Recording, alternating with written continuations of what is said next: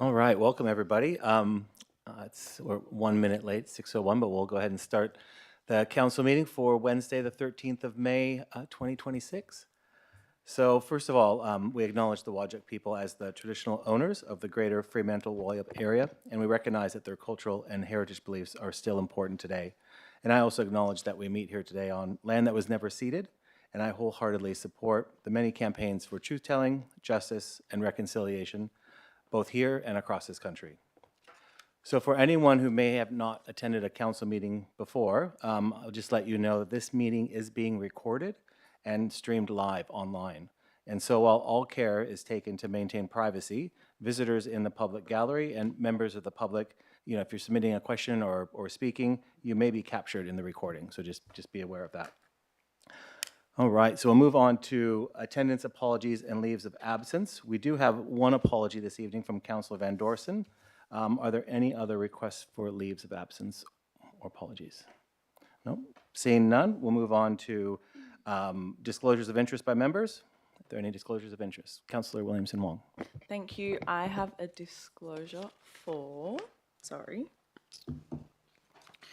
C26051, unauthorised tree removal, noting that the applicant had approached the law firm that I work at for legal advice. However, due to normal procedures, I was restricted from that file and have no other knowledge or information about what happened after that. So that's an impartiality interest, and I will be staying to debate the item. Wonderful, thank you. Any other disclosures of interest? All right, seeing none, move on to responses to previous public questions taken on notice, and we got through them all, so there are none of those as well. And now we're moving to public question time. So during public question time, this first meeting of the month is generally where we focus on a lot of planning items. So if you are speaking to an item that's of a planning matter, you have the choice to either speak during the general public question time right now, or before that item comes up for discussion. And if you're here to speak on one of those items, if it's item 77, we'll try to move those items first, so that way you can get to those first. So I have a list of people that are here to speak, so I'll go through those. And if you want to speak now, you'll have 3 minutes to share your views, and then at that point in time, an alarm will go off, and if you haven't wrapped up your remarks, we'll just ask that you get to that as quickly as you can. Does that make sense for everyone? Great, wonderful. All right, first of all, we have Leilani Williams. Great, thank you. You have 3 minutes. Is this on?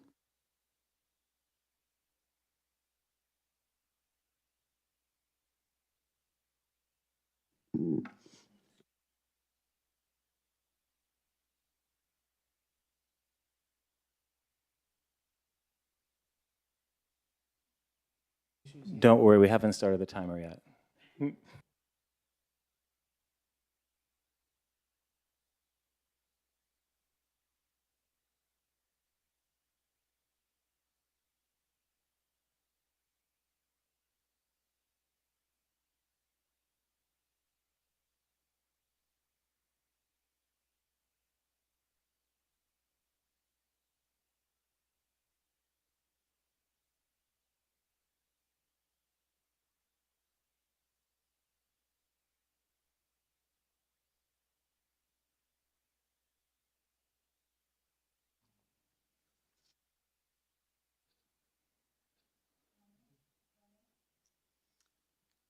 Hello. Yes. Sorry, not too close. Good evening, Mayor and councillors. I'm Leilani Williams. I am a local teacher. I've been living here for about 30 years. I just want to speak about the recent removal of the mature Moreton Bay fig at the entrance to Wilson Park near the intersection of South Terrace, Jura Road and Marine Terrace. There was a bit of backlash out online. Obviously, the public were informed that this was going to happen. There is an anonymous comment online from an apparent arborist that he examined the remaining stump of the tree and it was definitely not diseased. I was just wondering if the council or the city could please provide a copy of the arborist report that determined the tree had reached the end of its life. Particularly, I'd like to know about the processes of this kind of work. Was more than one arborist assessment obtained? If not, why not, given the size and significance of the tree? If arborist reports are not currently published before large tree removal, will the city consider doing so in the future to improve transparency? I'm just wondering about the alternative options that were considered prior to removal. To what extent were they considered? Were there any recorded meetings or reports? Wondering about the funding clarity, what portion of the tree removal was City of Fremantle funds, or was it co-funded by Main Roads? And lastly, the city's tree retention policy recognises the increasing importance of retaining trees, particularly large mature trees, which it says are the greatest environmental, aesthetic and cooling benefit to the city. Canopy, the policy says that canopy retention should be considered at all stages of development with design modifications explored. Given that this was a substantial mature canopy tree and that you're looking at removing further trees along that strip in the future, can the city explain specifically how this decision aligned with the intent of the policy, even if the policy is technically directed at development on private land? Does the city accept it should lead by example in applying those same canopy retention principles? Thank you. There's a lot of detail in there, so I'll turn it over to the director to answer that. But yes, the city is also, under the policy, required to replant 2 trees whenever a significant tree is removed for any reason. So, but for the rest, I'll turn it over to the director. Thank you, through the chair. The city have been monitoring that particular tree for a good number of years. We were aware of its decline, and the city's internal arboricultural team had actually implemented a tree management program. And even in 2023, I think we had a consultant in to help us develop that program and increase the care regime around the tree. So we're doing things like hormone injections, nutrient programs, putting wetting agents down, all the mulching and monitoring. It was monitored for about 2 years, and we internally did have experienced arborists as well monitoring the tree. Unfortunately, the tree did continue to decline, and the subsequent arborist report that you referred to in February 2025 observed that decline and the reducing crown. But also specifically from a health and safety perspective, picked up the risk around a number of unsafe limbs that were in the public area and over Douro Road, and recommended that they be removed. So we wouldn't normally actually release consultancy reports to the community, but given the treatments, the ongoing decline in health, the city did make the decision to remove the tree, and in line with the policy, it's not a decision that we take lightly, but in line with the policy, have put a plan in place to replace that tree with a number of trees in a planting succession plan. I would acknowledge, coincidentally, that the tree removal does improve options for the Douro Road roundabout, but that wasn't the driver for the removal of the trees, of the tree rather. The funding was 100% by the city. It was a tree management decision, and it was a tree project managed by the tree's internal team. Great, thank you. Next we have Jackie Carter.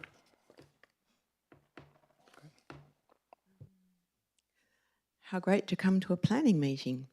I just was one of the people who ended up buying a unit in the Fremantle Alternative Planning Scheme, and it's been fantastic to see this document. I thought about how much planning and care and thought went into it. Ultimately, it hasn't been a successful purchase for me, and maybe in stakeholder reviews in the future you could include buyers or potential buyers, allowing for the demographic ageing and stairs and accessibility and stuff. Some of the things I quickly mentioned, the 70% open space went down to 68 in my development, and a lot of that was to do with pushing the boundaries that were so well set and putting in what was ultimately a 5th dwelling on a site where it wasn't permitted. And what that meant is things like there's no cover over the entry to the doors, so that when you're in the rain, you're fumbling with your keys in the rain. I know it's really hard to pick a developer when they turn up, but if they're pushing everything, set boundaries and stick to them. If it's good planning policy, stay with it. At the 7th to the 4th 21 planning meeting at City of Fremantle, I was assaulted by the developer in the car park outside. Before the meeting, a sustainable developer over a tree, so there was no security or safety there, and it would have been nice to have that. Not that you think about these things. When it was signed off for the B18 occupancy certificate, can I suggest that the building surveyor pays $13 and gets the drainage plumbing diagram from the LGRS? The 1,000-litre rainwater tanks on each unit have gone over the mandatory plumbing inspection points. And when a key was retained to my unit and all the plumbing blocked, the only place to let the sewage out was in the downstairs bedroom. That cost $1,200 and another $1,200 to put in the inspection point. When the property was inspected by the City of Fremantle building surveyor, my front yard was reduced from 30 square metres to 20. It's just made it not possible to have a dog. You can't have a tree and an outdoor furniture setting in 20 square metres, and it would have been nice if he'd noticed that. There were no garden taps installed. They were on the DA, and it would be great if the building surveyors looked at those things. The material used was not hard paving, as in the DA, but a fine red dusty crushed brick, which is not suitable for near houses. The dust and the grit goes everywhere. I wouldn't suggest dull zincalume for an upstairs cladding in the future. It's like an oven, and the insulation is not that great. Can I suggest that the future planning, it seems that you've incorporated some of these ideas into the future planning policies. Can you include the laneway policy as well? In 10 years' time, when you resurrect this and have a more dense planning policy, the laneways are actually a fantastic asset to open up the rear of all the properties. And one thing that doesn't seem to have been considered is the drying climate is making these back laneways so dusty, we're getting willies down them. So it's a fun time being in a free alternative planning scheme home, and ultimately allowed me to buy a home. So thank you, but yeah, get harder on those developers. Thank you. Thank you, Jackie, and sorry to hear all those difficulties that you experienced. I'll just note that that is up for rescinding tonight, or proposed to be not endorsed. Next, we have two people to speak on item 17, Mark Woodcock and Dave Ward. Do either of you wish to speak now, or when we have the item brought forward?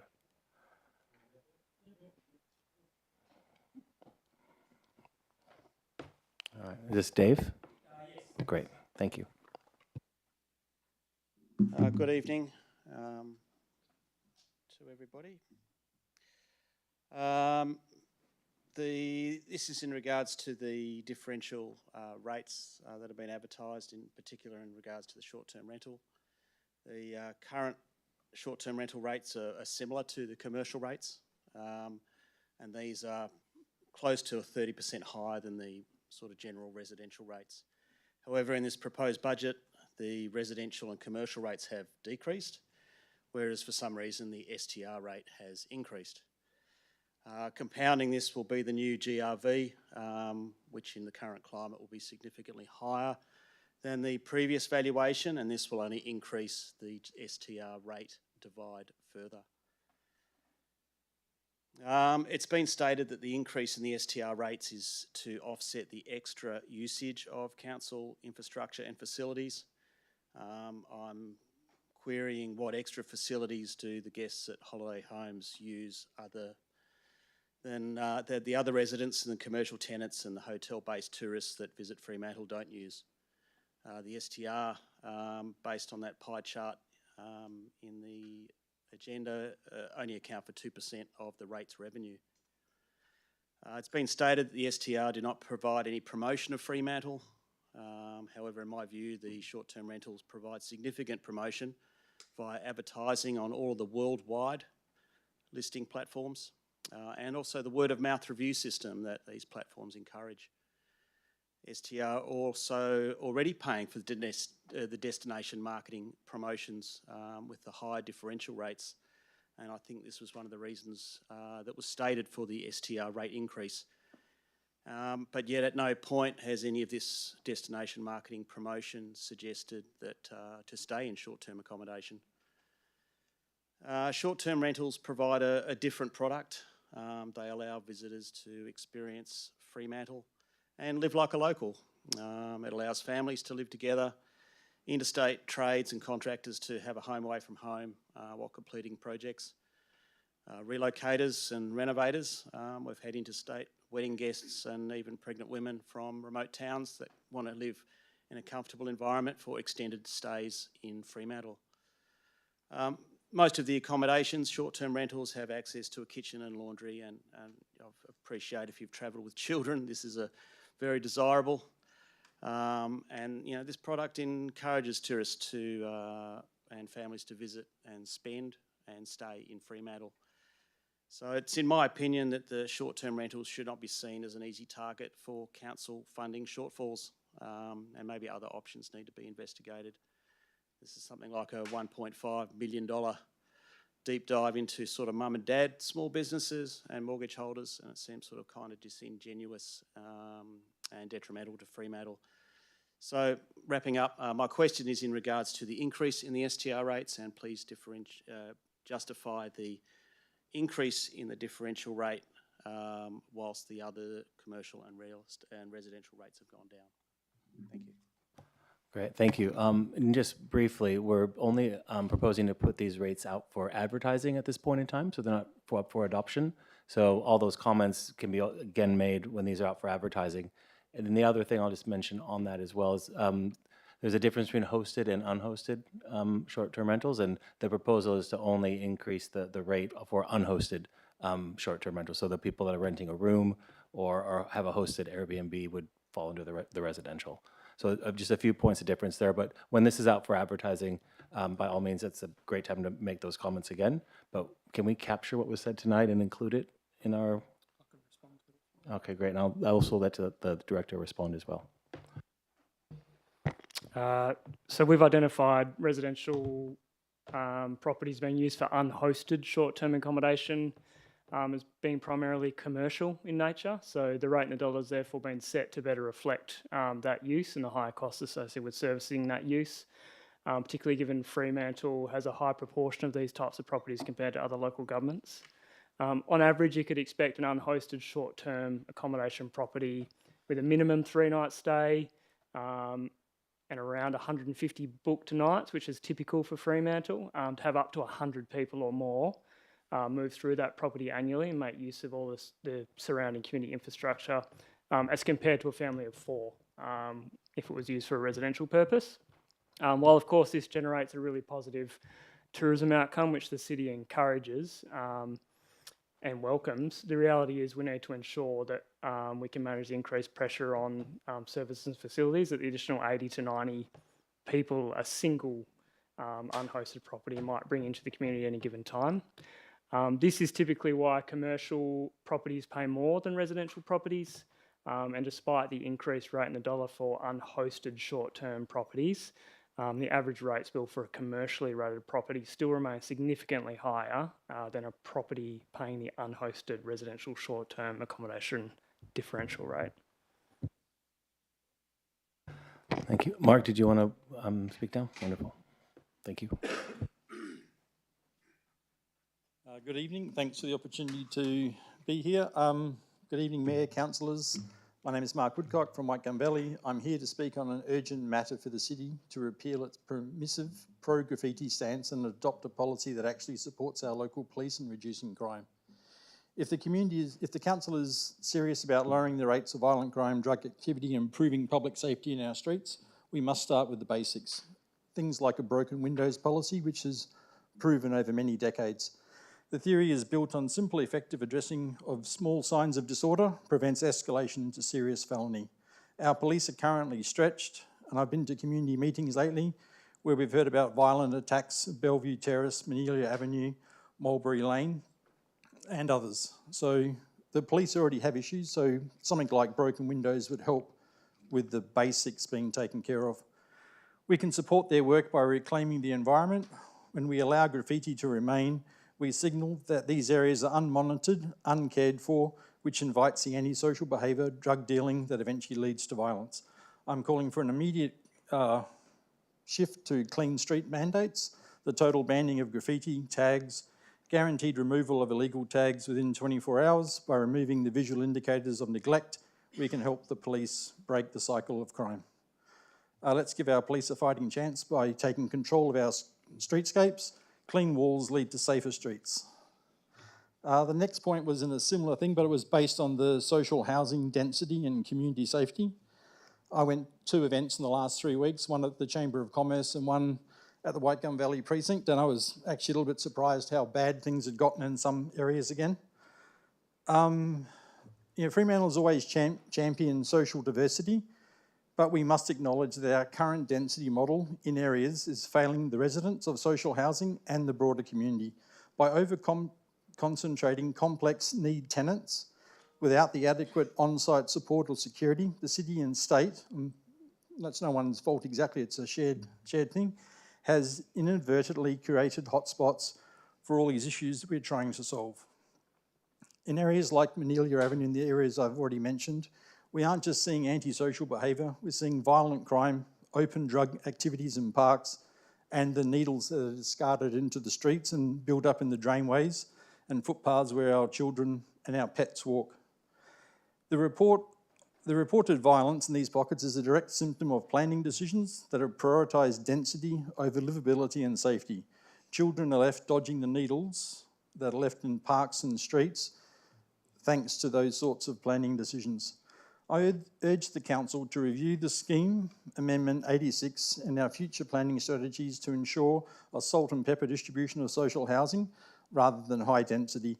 We need a safety-first approach to urban design that includes better street lighting, activated street frontages, and a formal partnership with the Department of Community to manage these sites, while ensuring areas like the West End are protected from high density and out-of-place heights.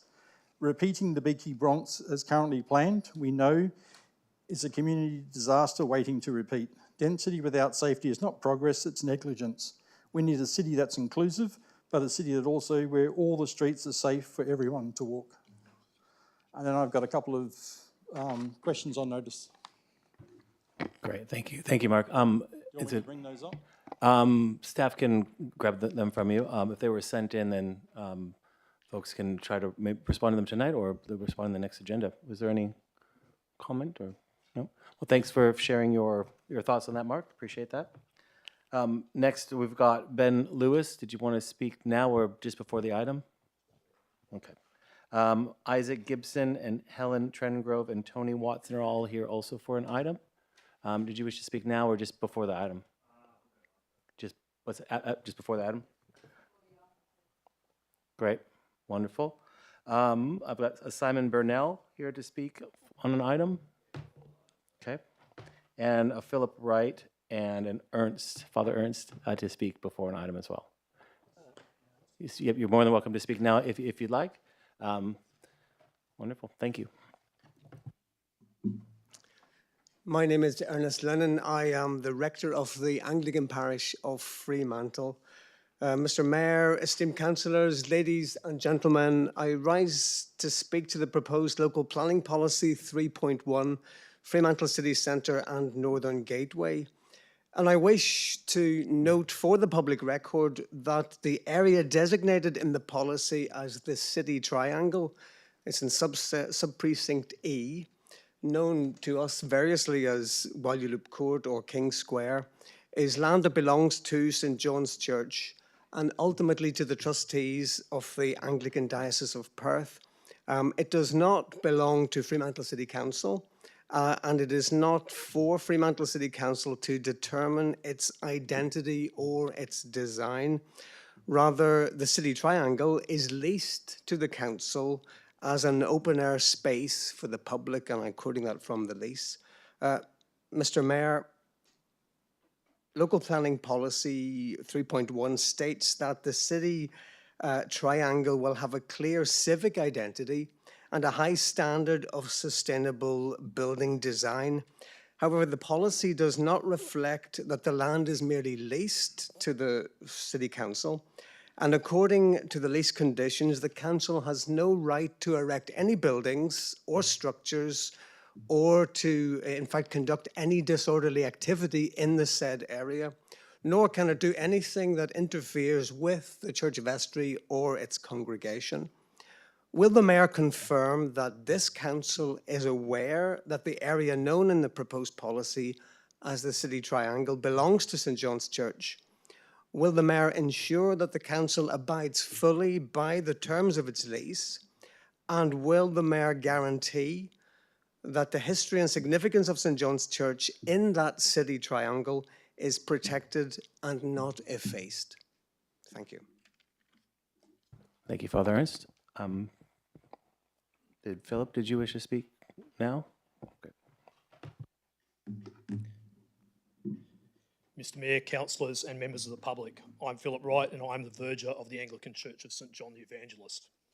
I note at the outset that these comments are made without prejudice to the rights of the Anglican Parish of Fremantle and the Anglican Diocese of Perth, and that it is likely that the matters raised by me tonight will be formally set out in writing to Council following this session. I will make 4 short points relating to ownership and lease, compliance, a proposed art installation, and governance. Firstly, ownership and lease. A substantial portion of Walyalup Square, formerly King Square, is land owned by the Anglican Diocese of Perth and made available to the city under a long-standing peppercorn lease. That lease permits public use, restricts structures and activities, and preserves areas immediately surrounding the church for its exclusive use. This is a binding legal agreement, and all activity on the land must be consistent with it. Secondly, failure to apply and enforce lease conditions. There is a recurring issue. Council approves events on the land. However, lease conditions are not consistently passed on to organisers. Installations are placed within restricted areas and events occur during church services with unacceptable noise levels.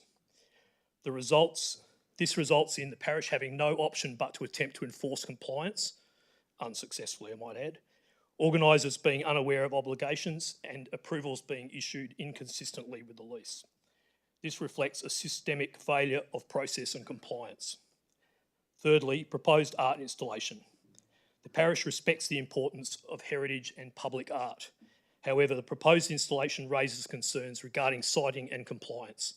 It is a permanent structure extending 600 millimetres into the ground, proposed directly over the site of the original St John's Church, which is heritage listed, and within both the High Street Road Reserve and land reserved for the church. This raises 3 issues. Lease compliance. The structure may be inconsistent with restrictions on structures. Land tenure and legal process. It is unclear whether the proposal aligns with the statutory purpose of the land or required approvals. Heritage sensitivity. Placement over the original church site risks compromising existing heritage layer. My concern is not the existence of the artwork, but its placement and process. Heritage in Fremantle is layered. It should be integrated, not overwritten. And finally, governance and understanding of land status. There is also a broader concern. Council staff and contractors have in some instances demonstrated a lack of awareness that part of the square are church-owned land under lease and expressed views inconsistent with that legal position.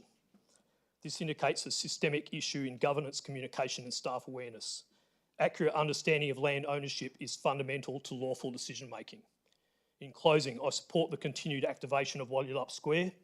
However, that use must be consistent with the lease, lawfully administered, respectful of an active place of worship, active for the past 192 years, and sensitive to all layers of heritage.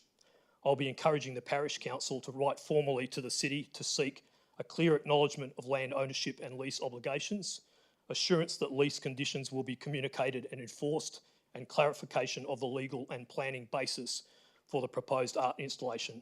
I look forward to constructive engagement. Thank you. Great, thank you. I might turn that over to the administration if there's any comment now, or if we take those on notice. Okay, we'll take that on notice and get some answers to you as quickly as we can, but I appreciate you coming in to share those views. All right, so now we're onto the agenda. We've got a few folks here, like I mentioned before, to speak to items, but we'll just take them in numerical order. So we'll start with item 1, and this is the Watkins Street, number 95. And, oh, sorry. Yes, sorry, I was just really rushing through there. Thank you. Would petitions, are there any petitions this evening? No, seeing none. Any deputations or presentations? Nope, seeing none. Confirmation of minutes. Moved by Councillor Moughlin and seconded by Councillor Williamson Wong. All those in favor? Great. Elected member communication. Is there any elected member communication? Nope, seeing none.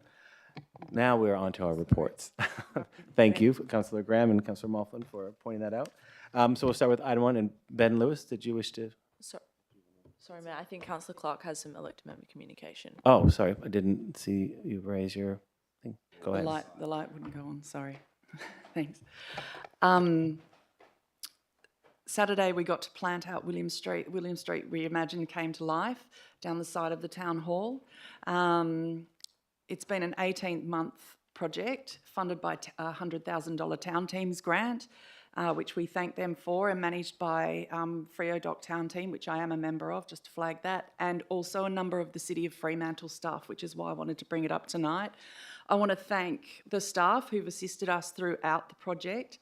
It's including, but not limited to, the engagement team, the infrastructure team, the parks and landscapes team, and a number of city admin staff as well. We've had so many incredible comments. A number of city staff came to help us on the day to make sure it all went smoothly, and it was so magical. It all came together brilliantly, and the simple act of replenishing nature within our urban space really brought a lot of happiness to people. Someone did ask me on the day if we were going to be doing this on a weekly occurrence and where the next one would be, but we'll plan another one down the track. It's been huge, but I just wanted to say thank you, and we really do appreciate all the work that went on behind the scenes from all of your staff members. Thank you. Thank you, Councillor Clark. All right, now we'll get into the agenda with item 1, the Watkins Street number 95, and Ben Lewis, if you would like to speak. Yeah, good evening, City of Fremantle Council. Pardon me. Thank you for taking the time this evening to circle back on the previously deferred item to provide additional supporting information. We'd just like to please reiterate a couple of key points noted in our letter to Council dated 21st of April. So look, in summary, we experienced a storm event on the evening of the 13th of August 25. It did impact several trees in our driveway and adjacent to our front entry to our house. We followed what we believed to be the due process for managing emergencies. We called the SCS. They were unable to attend due to the high priority and volume of requirements on the same evening. We had large suspended branches next to our main entryway of our house and driveway, and we were strongly concerned for our safety, and we acted immediately to mitigate what we saw as a high-risk situation. We do have a young family who play in that front yard. We held uncertainty on whether those trees were compromised or would give way and leading to significant harm or fatality. We mitigated what we saw as a risk that could lead to unmanageable consequences for us as a young family. We were happy to report that it worked. We kept our family safe. We understand the Council has requested additional evidence and information to support our decision to act under an emergency for this policy, so we do hope that our letter and information is satisfactory and meets those requirements. We'd like to please note that we understand the Planning Department requested further evidence to support the removal. Upon going through our records, we realised we didn't document the impacts to the full requirements later requested, which was unknown to us at the time. We put this down to having the risk of the fallen and impacted trees at the front of our minds, and our primary concern was managing the risk to the safety of our family. We'd also like to please note, as outlined in our letter to Council, the process for emergency management under this policy does lack clarity, and it was not transparent for us to follow.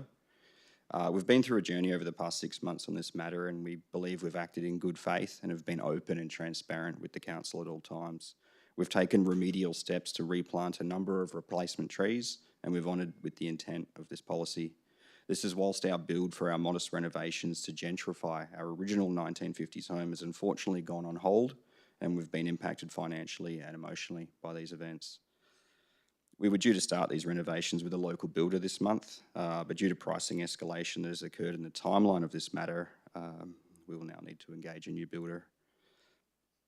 We would like to also please highlight that the removal of the trees was on a separate timeline to our development approval submission for our renovations, which was submitted some 5 months after the event in question.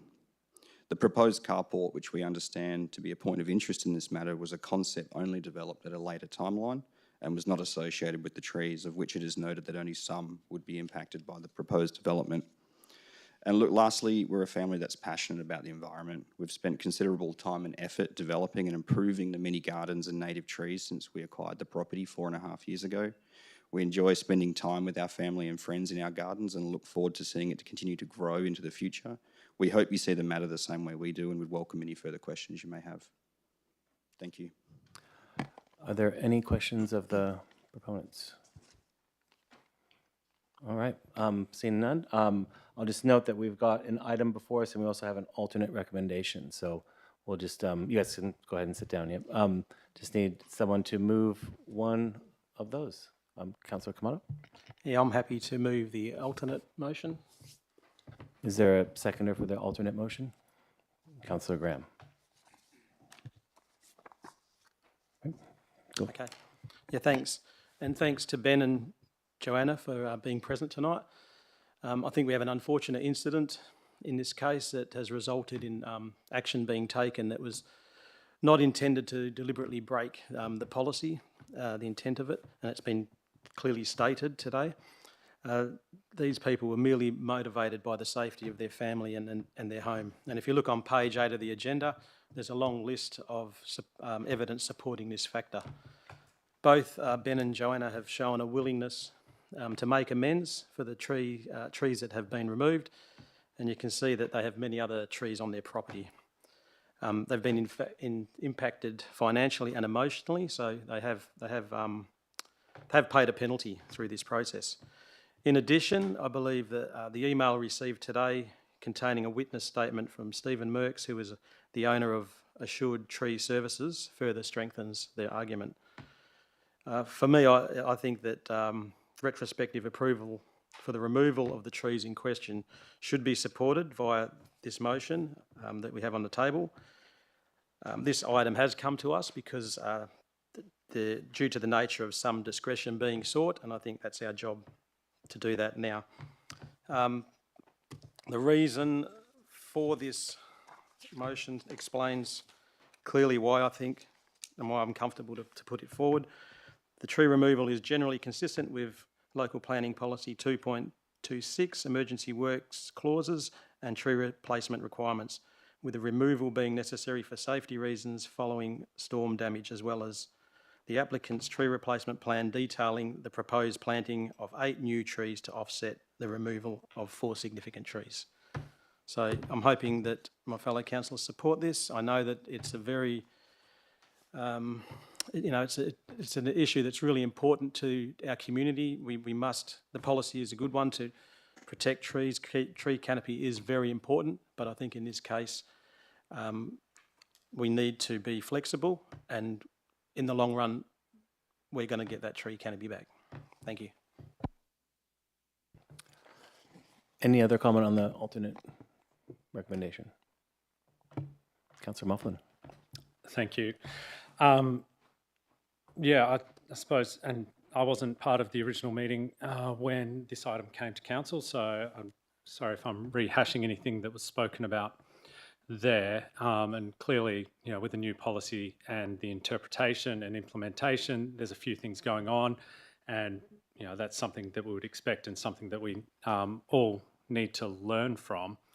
I just want to clarify one point, and picking up on what Councillor Kamada was talking about, and the distinction between the development application and the emergency provisions or actions, in that you actually don't need a development application for emergency activity. And I understand and appreciate the sentiment that Ben and Joanne have shared with us, that maybe we aren't as clear or it hasn't been clearly communicated to the community about what action they can take in that instance, and what actually constitutes those emergencies. And we speak about safety for both, or the policy speaks about safety for people and infrastructure, but a little more guidance around that may help our community, and particularly in the likes of coming into seasons where we do see, fallen branches and the like having an impact, that would help with a situation such as this. So I just wanted to be really clear that the emergency works isn't a justification, if you like, for a development application. And I think also the applicant recognises that and disputes the need for the development application itself. But nonetheless, we find ourselves with the application in front of us now. If we go to the policy itself and trying to find a reason to support the removal of these trees under the policy, I can't find a reason to support the removal of these trees under the policy. Separating out, as I said, the emergency provision aspect where a decision was made in regards to that, and officers have spoken that from their assessment that it didn't meet that requirement. I acknowledge that the applicants have put in a plan of replacement trees and essentially aligning with the policy itself of 2 for 1, and that's welcome. But I think for the integrity of our policy, I can't support the alternative recommendation, and I'll, regardless of where the outcome is for the decision, whether the application is supported or not, that the tree planting proposed by the applicant should be implemented as part of a response, whether that's a response to unauthorised clearing or whether it's part of the approved application as well. Great, thank you. Councillor Slaughter. Thank you, Mr. Mayor. I was coming into today's debate really looking forward to having more information, and we did get more information, so thank you for that. The main thing that we asked for when we deferred this last time was information from an arborist to say that the trees were of the condition that needed to be removed, and it's been close to a month since that meeting, and that letter came through at 1 o'clock this afternoon. So if I had this debate yesterday, then I would support the approval. Sorry, the original motion to refuse. Now that we've got the arborist report, I am more likely to support the alternate motion here. However, our officer's report said that though the limbs may have been unsafe, the tree itself was not unsafe. So acting on impulse to take the whole tree when just some limbs could have sufficed is what's leaning me towards the same outcome as Councillor Moughlin just said, and to not support this approved motion. Thank you, Councillor Slaughter. Councillor Graham. Yeah, thanks, Mr. Mayor. Look, no, I do support the alternative motion. I mean, yes, it's unfortunate this has happened.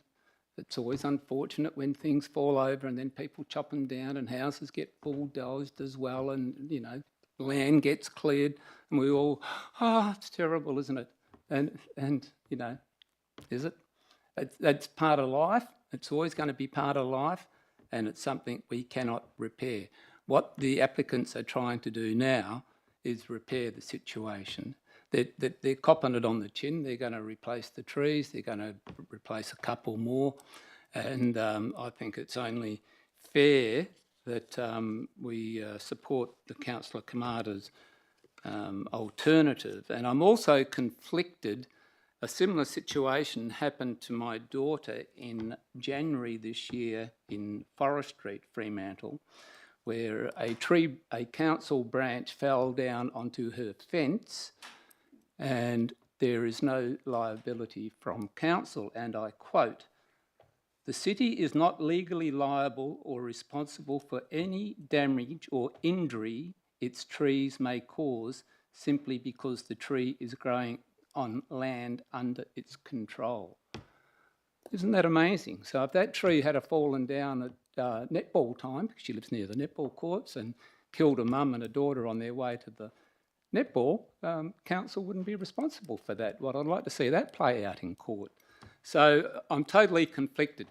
Council cannot have it one way and then the other way. If the council aren't going to be responsible for their own trees on council land, how can we force applicants into such situations as we are trying to do weekly, as it seems, at the moment? So I'll be supporting Councillor Kamada's alternative recommendation and let the family move on in peace.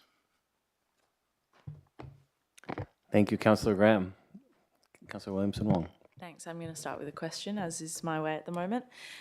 Can we please have some clarification about what the actual effect of refusing the development application would be, or to vote down the current alternative from Councillor Kamada? I know that we covered this last time. This item was at council, but it remains unclear from the agenda papers what the actual effect of refusing a development application would be and the compliance action that would be taken. I imagine that would be the next step, but what does that actually look like?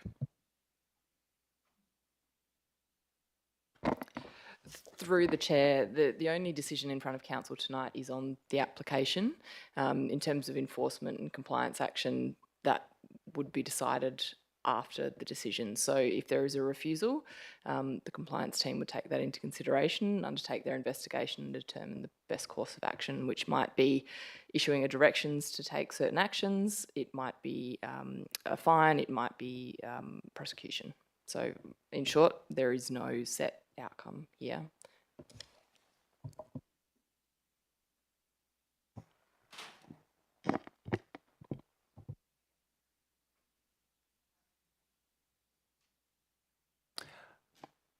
Well, a question, I guess, while we're going to questions.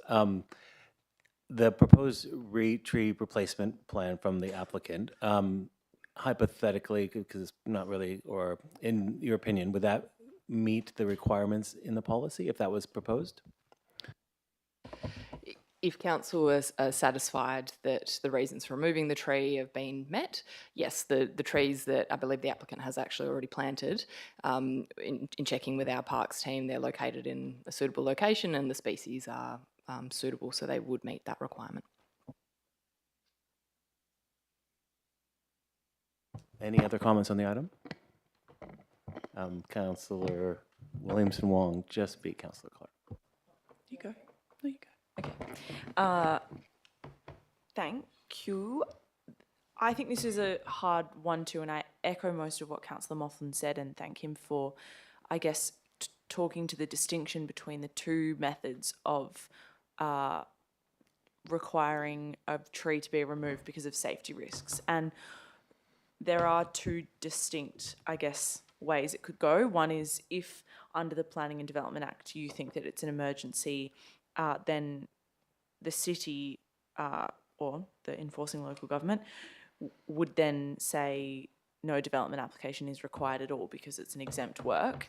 And so we wouldn't be in this predicament, as I understand. The second is to say, well, under our policy, a regulated tree might be removed if it's causing safety risks to people or damage to infrastructure or buildings, and that requires the arborist report. And what I find complicated is that we're in a situation where we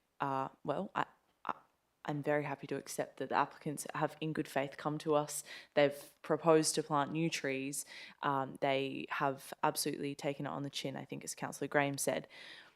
And also the information is perhaps a little grey in that there was one big tree that fell that had one branch come down, and I would be happy to accept that there were conversations that might happen again from a tree of that size or the like.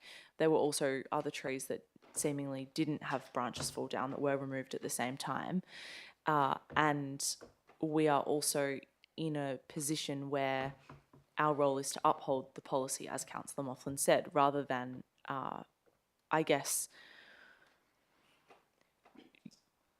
choose to vary things here and there. I am interested to see what Councillor Clark says, because I don't actually know if I've landed on a position, but I guess my point is that our role is to uphold the policy, and if this does not meet the policy, then these are the decisions that we're going to be faced with making. And I think that, unfortunately, it is one of those situations where the information doesn't stack up to, I guess, convince me that all 4 trees needed to be removed under either an emergency, which is exempt under the Planning Development Act, or under our policy, irrespective of the, I guess, information that's been provided.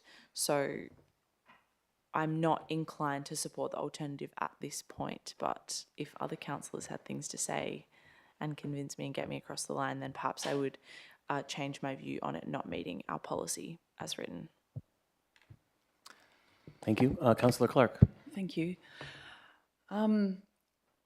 This has been conflicting, and as Councillor Slaughter said, if we'd had this discussion yesterday or before 1 o'clock this afternoon, what I was going to say was really dead set. But at the end of the day, a large branch fell and it did create damage, and I completely appreciate that, and you do feel unsafe. And I've lived in a property that's been surrounded by very large trees, and storms come and it happens. The large branch fell, so it was still semi-attached and needed to be removed. But what was removed was the entire tree. And not only that, 3 other trees were removed as well. So the arborist report did come through this afternoon at 1 o'clock. I actually Googled to make sure it was an arborist report that wasn't on a letterhead. But it doesn't say that those trees were unwell in any way.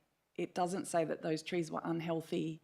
They're large trees. They'd been on that property, obviously growing for many years. So we have a policy for reason, we have a process for reason, and if we don't uphold that, as Councillor Moughlin said, why do we have it? I appreciate that you've since offered to replace the trees. I mean, that's part of the process, which is great, and that's what we're trying to do, is increase canopy coverage. We can learn lessons from, if it's not clear enough on our policy, if someone needs to Google what do I do in an emergency, you know, what happens from there. But at the end of the day, 4 trees were removed, and the report from the arborist doesn't say that they were unwell. It says they were a significant risk, but it doesn't say in what way. And it was only received late today after us asking, and our staff asking for a long time to get that information. So I'm not 100% convinced either on the alternative.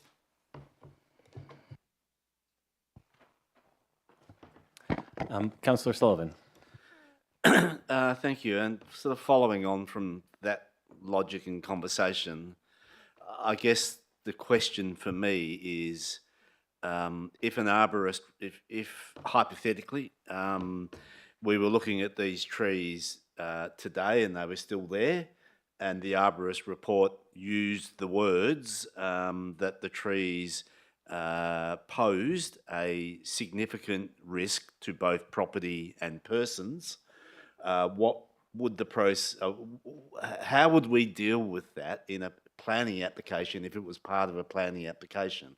Because I guess what I'm getting to, doesn't our policy actually say that a reasonable grounds for the removal of trees, I'm talking about all of them, would be if they posed a significant risk to property and persons? So I asked that question in good faith of saying, how would we deal with that if we were looking at it as a planning application?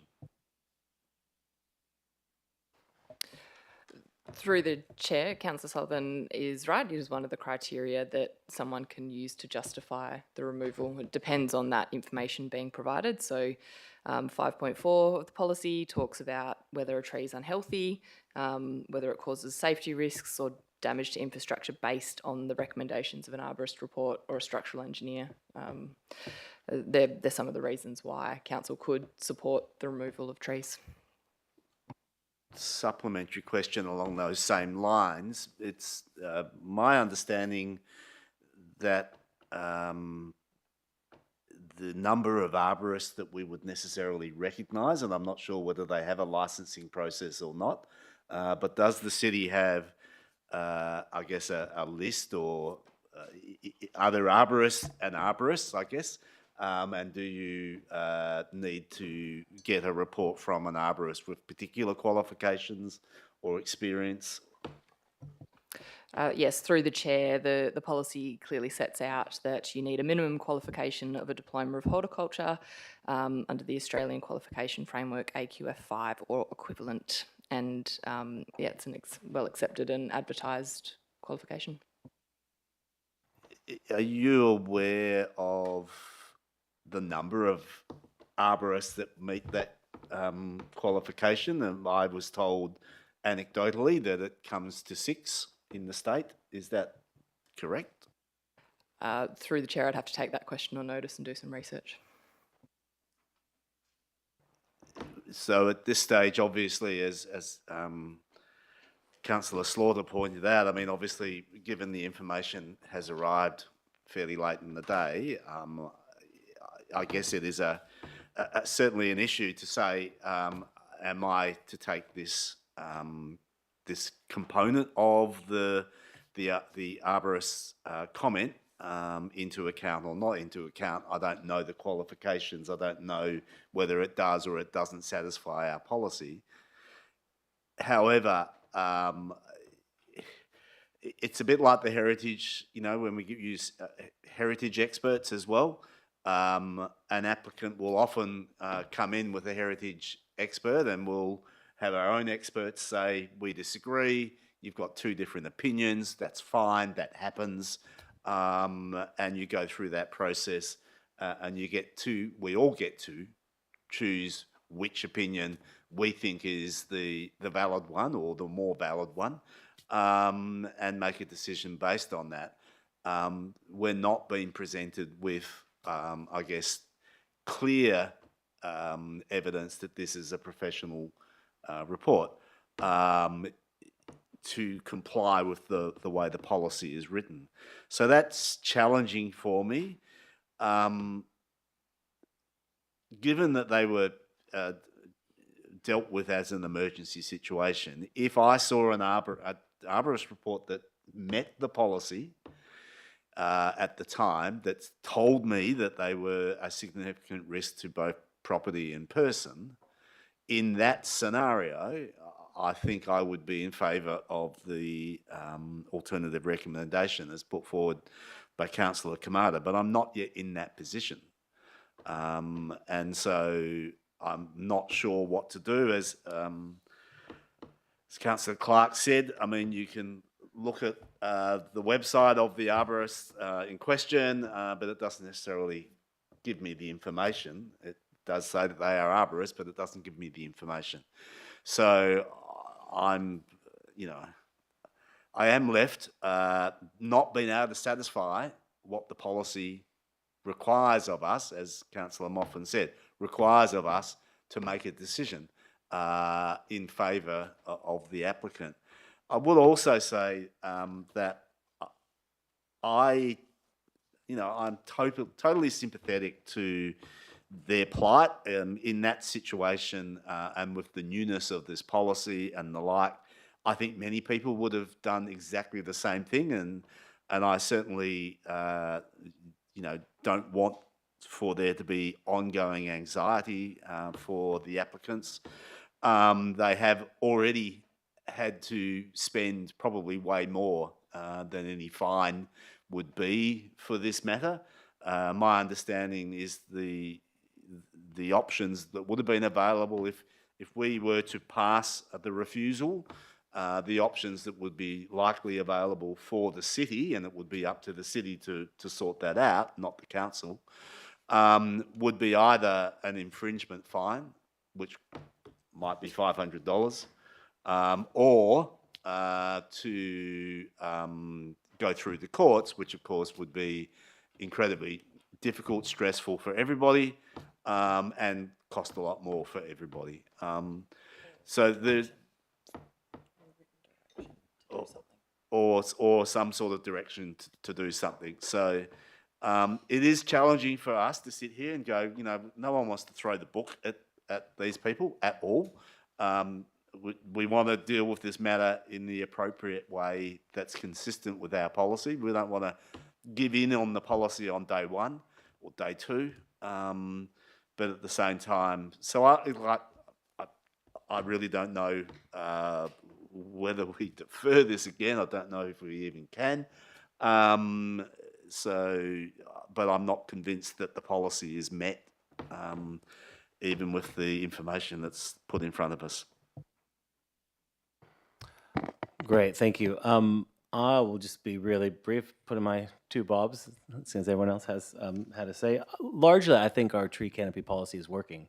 I mean, we're saving trees that otherwise would have been removed to development. So I don't want us to get necessarily tied up in knots over an instance that's before us that is a bit unusual, because we are saving trees all across the city, except for in high density zoned areas. And we've also learned a little bit about how we might want to tighten that policy up from situations like this.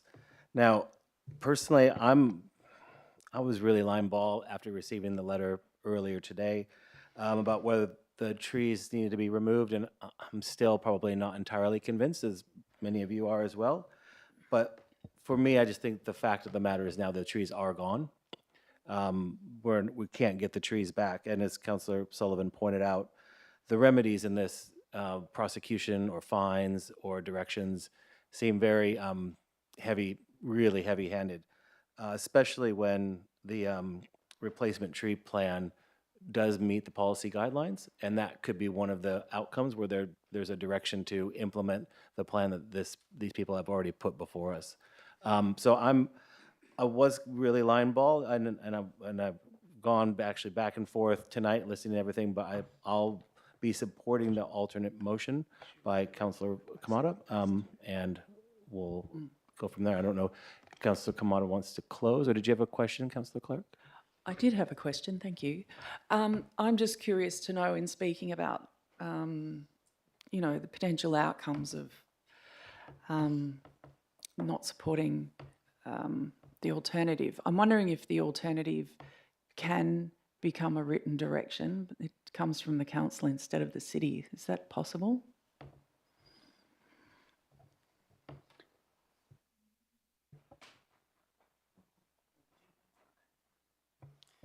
Just through the chair, the policy enables the organisation to act on it, not the council, and we'll be the authorised officers that would do that. So council could note how they would like to see it approached, but it'd still be up to the officers and the organisation to determine the best course.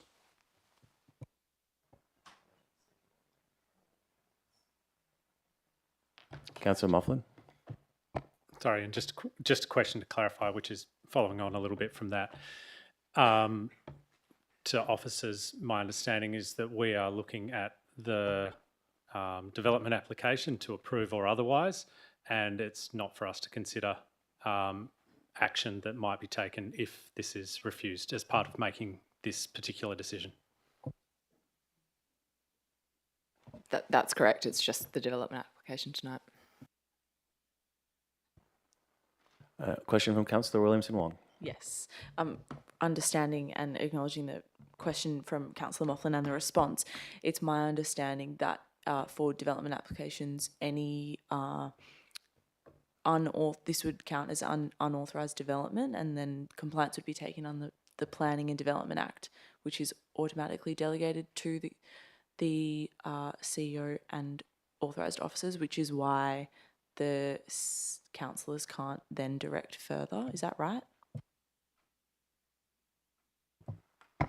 Through the chair, that's my understanding of this situation. And again, this is just about deciding whether or not this is approvable under the policy. That's council's responsibility tonight. All right, seeing no further questions, Councillor Kamada, did you wish to close? Yep, thank you very much, Mayor Lorva. Yeah, look, great discussion, probably longer than we all expected. All great questions in regards to what the policy requires of us. If this applicant had deliberately done the wrong thing and ripped down that tree knowing that they weren't allowed to do that, I'm sure they would have had, if they had their time again, they would have done it differently. I had a guy who lives up the road from me approached me once and said, he asked me about a tree that he'd got rid of and he wanted me to help him. And I said, well, did you know that tree was protected? He said, yes. I said, well, then what, you're wasting your time, mate. Don't talk to me. But this is not, this case is very different. This is a new policy, and I'm not sure how much these people knew about this policy in the light of the fact that a big, huge tree, and I did go to the property and have a look. The tree that was close to the house that we've got the photo of where the big branch fell down, that was a massive, big, clearly protected tree. And it was a danger to that house, unfortunately, because it was a beautiful, big tree. But I would have done the same.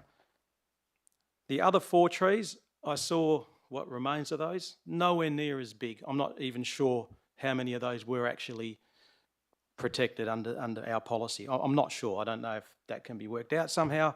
But you know, if you can tell me, then do so. But they were not. Those trees could easily be replaced, and it wouldn't be very long before we have equivalent canopy that they would have provided. Just following down my notes. So, yeah, where it leaves me after visiting the house and seeing that they are of good intent, I was very comfortable putting this alternative motion forward because, as Councillor Slaughter said, before that additional information came forward, I wasn't sure about what to do. And after discussing it with Ben and Joe, they informed me, and this is an important bit of information, that the arborist actually didn't get that information out earlier because, and I'm sure Ben, if he could speak again, would be happy that I'm sharing this information. He had a sick relative who he'd been attending to, and they couldn't get hold of him until yesterday, at the last moment. Obviously, we've got this information, which I'm really glad has come through. So, in conclusion, I feel that I honestly feel we're letting ourselves down if we force these people to go through the process that the officer's recommendation, and the officer's doing their job, so don't take that the wrong way. But where that will lead them, the path that will lead them, I don't think is the right way. So that's where I stand, and I respect the decision that's made. Thank you. All right, we'll put the item up for a vote. The alternate motion on this, 95 Watkins Street. All those in favor of the alternate motion? That's Councillor Graham, Councillor Kamada, Lawver, Councillor Clark, Councillor Sullivan, and Councillor Williamson-Wong. All those opposed? Councillor Moughlin and Councillor Slaughter. That alternate motion is carried. So that the DA for the removal of the trees has been approved. There we go. Great. All right. On to our second item, everybody. We'll be going to item number 4 because we have 3 speakers. That's the Holland Street item. And I have an Isaac Gibson who wished to speak. Yep. Great. And just like, come on up and speak. Just like before, there'll be 3 minutes. When 3 minutes is up, there'll be a buzzer, a bell. Just ask that you wrap up your comments if you haven't already at that time. Cheers. No worries. Thank you, everybody, for your time. I'll keep it very short, and unfortunately, it's about more trees. First statement I'll be talking about is just the removal of the 2 registered trees. The removal of the 2 registered trees should be avoided on the new design of a block. With the size of a block being 2,352 square metres, you would think that the last 2 remaining trees could be incorporated into the newly design. This is a poor design which doesn't support our rapidly decreasing tree canopy. If I know about Fremantle's regulated tree policy, I'm confident that a certified architect/developer is aware of the city's policy as well, prior to commencing the design. Yet they have proceeded to bring forward a design that gets rid of them entirely. It's a daycare. I feel that it's suitable aesthetic to have mature trees for children playing environment. The design choice provided comes across as a profit-driven rather than meeting the suburbs' leafy environment. After the fact, who is going to monitor and ensure that if the trees are removed and relocated and replanted, that they're going to survive? Will the City of Fremantle be checking that this is being carried out correctly for the minimum of 2 years to ensure their survival? And lastly, just the second one is Atrium Lane accessibility in regards to parking on the northern side. Atrium Lane should only service residential premises. For most residents of 93, 95 Forest Street and 140 Holland Street, it is our only exit in regards to our vehicles. This makes it a safety issue regarding emergency situations and evacuations. This is a single narrow lane which was never intended for the use of parking and access for a commercial premises. To have such a high traffic flow through a single lane, it is already an issue. Sorry, sorry, my eyes are going out.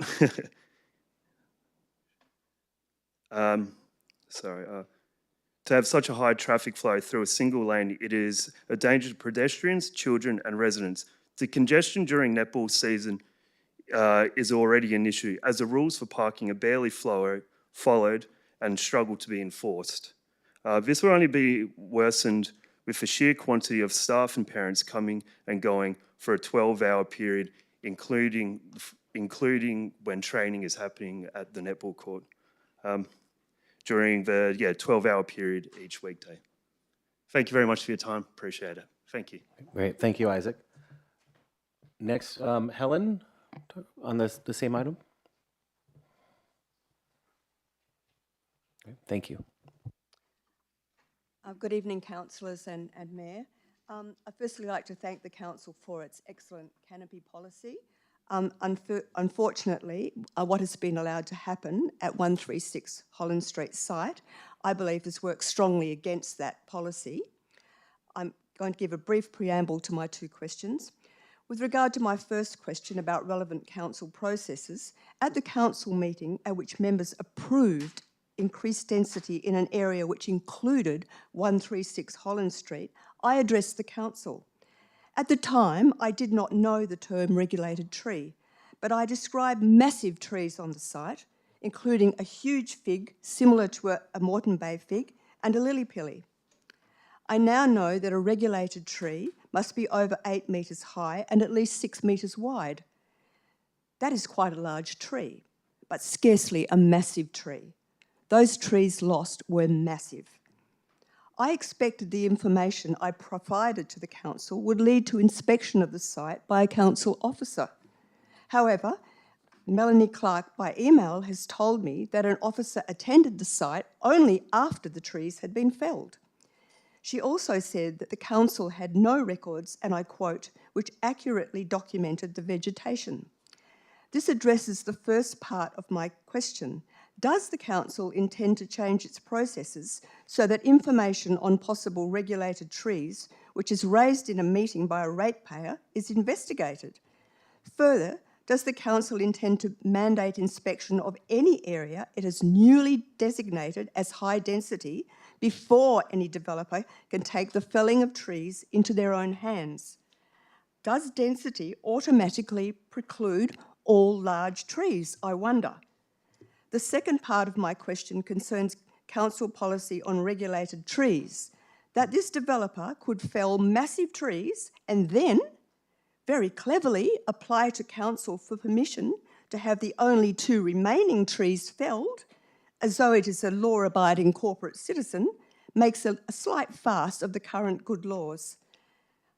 I ask does the council intend to look at whether current regulations and penalties for non-compliance are adequate to stop actions like this? Thank you. Great, thank you. Next on the same item is Tony. Great, thank you, Tony. Good evening, Mayor, councillors and staff. Thank you for your time. The childcare proposal before you is one that has been 12 months in the making. Over this period, the consultant team has worked closely with the city's planners and other council staff to advance the project. For the most part, the process has been relatively smooth, with a good level of rigour applied across the journey. As an extension of this and the opportunity to deliver an important in-demand service to the local community and the City of Fremantle more broadly, we are grateful for the recommendation for approval. The proposal to be determined this evening apportions the use of the land, as is the case with childcare, into three largely equal parts, these being the outdoor play area, the childcare building and parking. The intentions informing the site planning and design of the proposal amount to an objective that seeks to ensure the centre, when established, coexists successfully in the context. As stated in the agenda report, the use and development proposed are considered to be generally acceptable and supported in the following areas: land use, car parking, built form, fencing, tree retention, waste management, traffic and access, and noise. With respect to the use specifically, the city's planning team state a childcare premises is considered complementary to the residential character of the area and will provide an essential service to the surrounding community. Furthermore, management of noise, traffic and waste have been carefully considered to reduce any potential impact to the surrounding amenity of the area. With respect to landscaping, a total of 19 trees are proposed on site, these including the retained jacaranda and Queensland bottle trees. A further 6 trees are also proposed across the Holland and Wilkinson Street verges.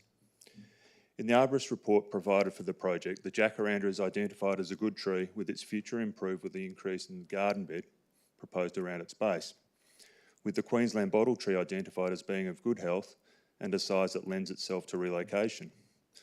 For the information of council, I worked on a similar project in the city of Mandurah with the same arborist, where their incorporation and protection of several large native trees has been very successful. With respect to the bottle tree, it looks like Margaret River Trees in North Fremantle will undertake the task of relocation. The owner of the business has been to site and providing a costing to complete the works. Whilst on the matter of landscaping, the requirements of the amendments to the recommendation prepared by Councillor Sullivan have been conveyed to my client and are acceptable. This includes 15 trees in the manner specified.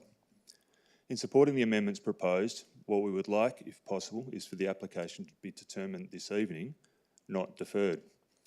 With respect to Councillor Graham's proposed amendment, the retention and repositioning of the Queensland bottle tree has very much been factored into the proposal. As a proponent on behalf of my client, I believe the proposal before the city is a good one and a good fit in the location. In many respects, the proposal is very similar to the childcare premises approved and recently opened in Edmund Street, Whitegum Valley, and that nearing completion in Macomb Street, Sampson. These centres are local and highly accessible to families in the community. In the case of the centre proposed, it is in a location where there is an underrepresentation of this important service in this part of the city of Fremantle. To conclude, we support both the assessment and recommendation of the city's planners to council and request council grant approval to the application. Thank you. Great, thank you. Are there any questions from elected members? Councillor Graham. Oh, just one question to the applicant. You mentioned the Queensland bottle tree, and I heard North Fremantle and Margaret River in that sentence. Are you shifting it down to Margaret River? Is that what you're saying? Through you, Chair. No, we're not. What's the North Fremantle, Margaret River? Margaret River Trees have an establishment in North Fremantle at the intersection of what I think is Queen Vic and Stirling Highway, and they do this sort of work, and I've approached them with respect to what's required in relation to the bottle tree. Be better if it got moved to North Fremantle, Margaret River, but still, anyway, we'll come that up shortly. Thank you, Councillor Graham. Any other questions? No, thank you. Thank you. All right, so we have the item before us. Would someone like to move the officer's recommendation? Moved by Councillor Sullivan, seconded by Councillor Graham. All right, did you wish to start debate? And I'll also just note there's amendments and other things that are before us. Thank you. I'll say a couple of words before I get to my amendments, if that's all right. And I'll just point out that the amendment I want to move is the one that was circulated by email later this afternoon to try and tidy it up a little bit. So if you haven't seen that, it is in your emails, but presumably it will be the one, hopefully, that gets put up on the screen. This is not dissimilar to the previous item. It is incredibly frustrating that we still see a site with a whole bunch of what I would absolutely argue were regulated trees, seeing those removed without being able to cast our eye over it and apply our policy accordingly. I have no doubt that, when you look at the location and the density of trees that were on that site, it would have been very challenging to imagine a development that didn't require at least some of those trees to be removed. But that's the whole point of having a policy, is for, one, us to be able to make that decision, not the applicant, and two, for the applicant to be able to basically use their best endeavours to explore what opportunity exists for a proposal to come forward that optimises the use of the regulated trees that are there. I also would point out the difference between the way in which we were relying on Google Earth photos and the like to deal with the last application to justify that they were regulated trees, and simply, I guess, a comment that there is no evidence that the trees that were on this site were regulated.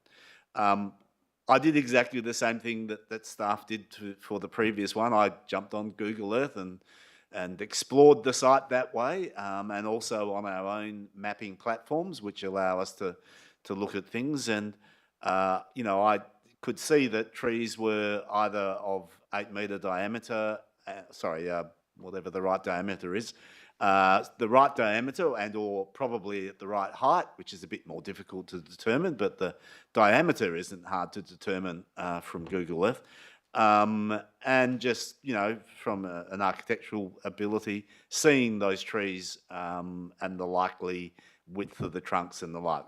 So, my assessment was that there were probably four to six regulated trees removed from that site.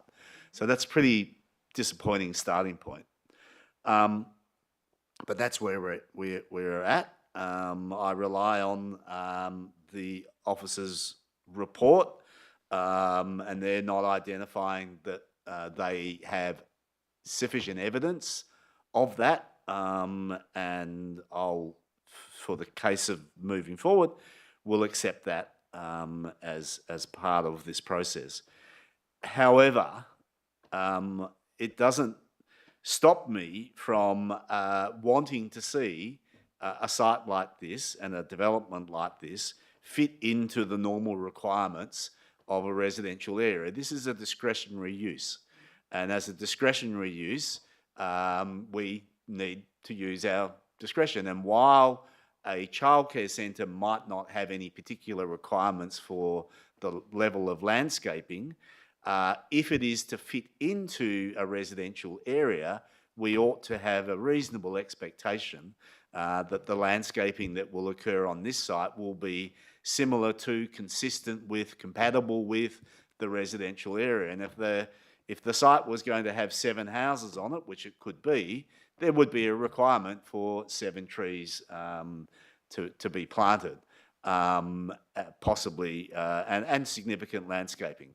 So I know that I have a starting point to deal with trees, and I think it is also reasonable for us to say, at the very least, we should be seeing a significant number of trees in addition to those 7 to be planted on site. But having having dealt with that aspect, I do note the concerns that were raised by the community, both in terms of the laneway and other matters. And I do think that the laneway can be used in the manner that's been proposed. One, because they're widening their section of it effectively by setting the car bays back sufficiently so that it becomes a 6 metre wide space or more in that section. That's the only way they could have ended up with right angle parking anyway.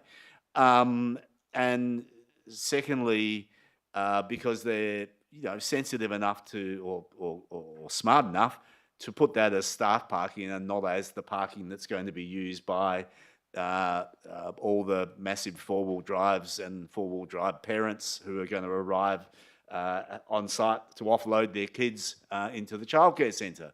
I shouldn't be derogatory about that, but you know what I mean. These childcare centres do tend to generate a fair amount of activity which is fairly hurried at that time of the day and intensive and not always as orderly as perhaps we'd like to see, almost like a shopping centre car park.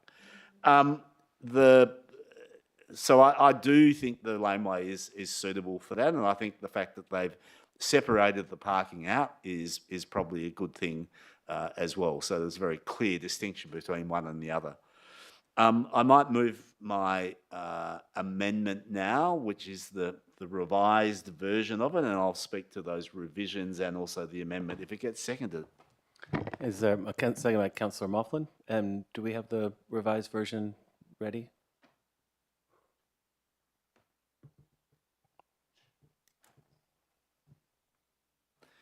Okay, a little bit more challenging. Oh no, here we go. Thank you. The revised version, I apologise, having been locked out of my email capacity for the last week, it's been a bit challenging to develop some of these things up and send them through in a timely manner. But essentially, it is the same as that printed in the additional documents. But I'll just go through what the amendment does and also what these changes, the subtle changes, are doing as well. The amendment deals with, in my view, the requirement to replace the regulated trees. As I said in the opening, I considered the normal requirement to be 7 trees and the regulated tree replacement to be at least 8, hence coming up with requirement for 15 new trees. So the amendment basically deals with that. It starts setting a number rather than just being, we want a landscape plan. It actually talks about the number of trees that were required. It deals with concerns about the scenario if one or both of the remaining regulated trees was to turn up its toes. And it does that by essentially requiring that in the event that happens, that a mature replacement tree is needed to be put in its place. And I'm not talking about, going down and buying a $500 tree from Bunnings. I'm talking about transplanting another tree in its place. And that can often cost $20,000, $40,000, as we know. So it in essence is hoping that we'll never see that as a scenario, but also putting in a reasonable level of cost incentive, if you like, for the applicant to make damn sure that they do everything possible to look after those 2 remaining trees. The amendment deals with concerns that the new trees in the landscape need to be of the highest quality, especially given that some of them are replacement trees. And it does that by dealing with by putting in requirements for specific levels of deep soil area for each of those trees, so that those trees have a high ability for success. It also deals with the location of them, so they're not planted a metre away from a building where they're going to get pruned to within an inch of their life and never actually reach a reasonable size. It also talks to the need to make sure that they are protected from the parking by reasonable space and or protection. And it also talks to the fact that they should be located in positions that actually allow reasonable trees to be developed that will cover both the car bays and the parking aisles that service them, and also hopefully are included in the play areas of the application. I did speak to the planner today, and I was left with some level of confidence that we're not going to see wall-to-wall artificial turf, and that there is a desire to actually have trees potentially in the play areas as well as other soft landscaping that would be consistent with what parents in this area would expect, but also consistent with what this council would expect. The only reason for the minor changes, I guess, were just to clarify a few things. The applicant has said that, for example, there are technologies where you can achieve the deep soil area in a car park area without necessarily having a huge loss of parking. So there are systems that can do that. So it is trying to put in a little bit of flexibility to enable both the applicant and the council officers, when they're dealing with the landscape plan, to look at these things carefully. It also sought to clarify, there was in the original version a suggestion that we would reduce the parking, or require the parking to be reduced by 4 bays on site. That was never my intent. Unfortunately, that's kind of like the way it came out. It came out that way because it was clear that some parking was going to need to be reduced if we were going to see proper trees planted in those car parking areas.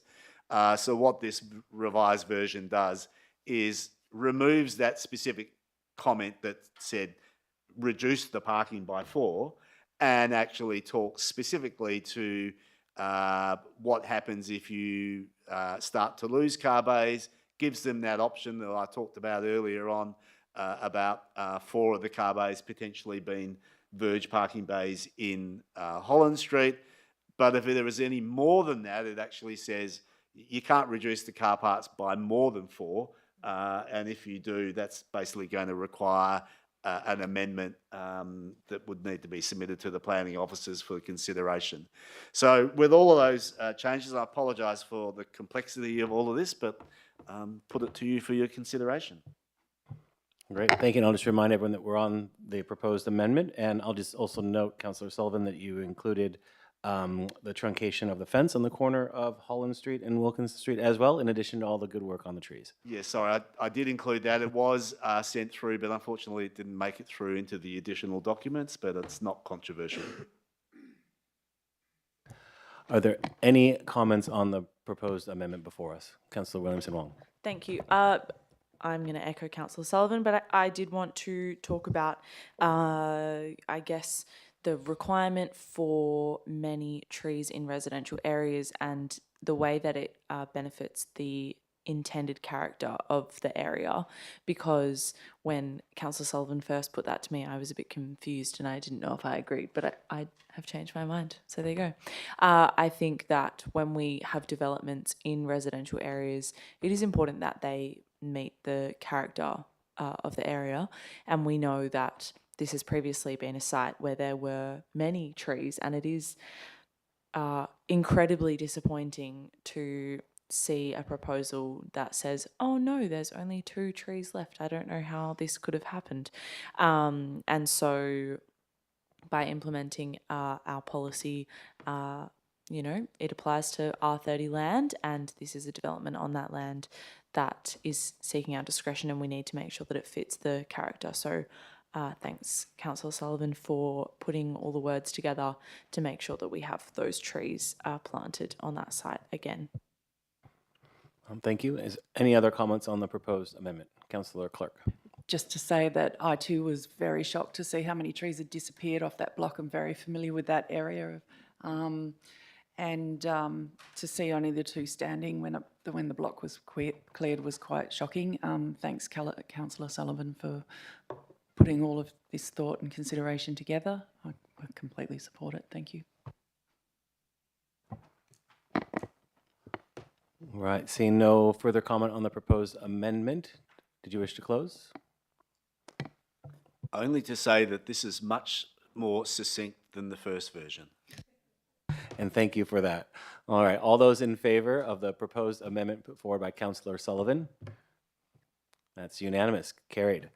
All right, now we're back onto the item as amended. Councillor Graham.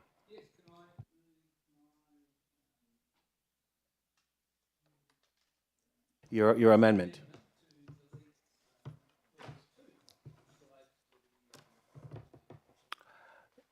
You absolutely can move your amendment.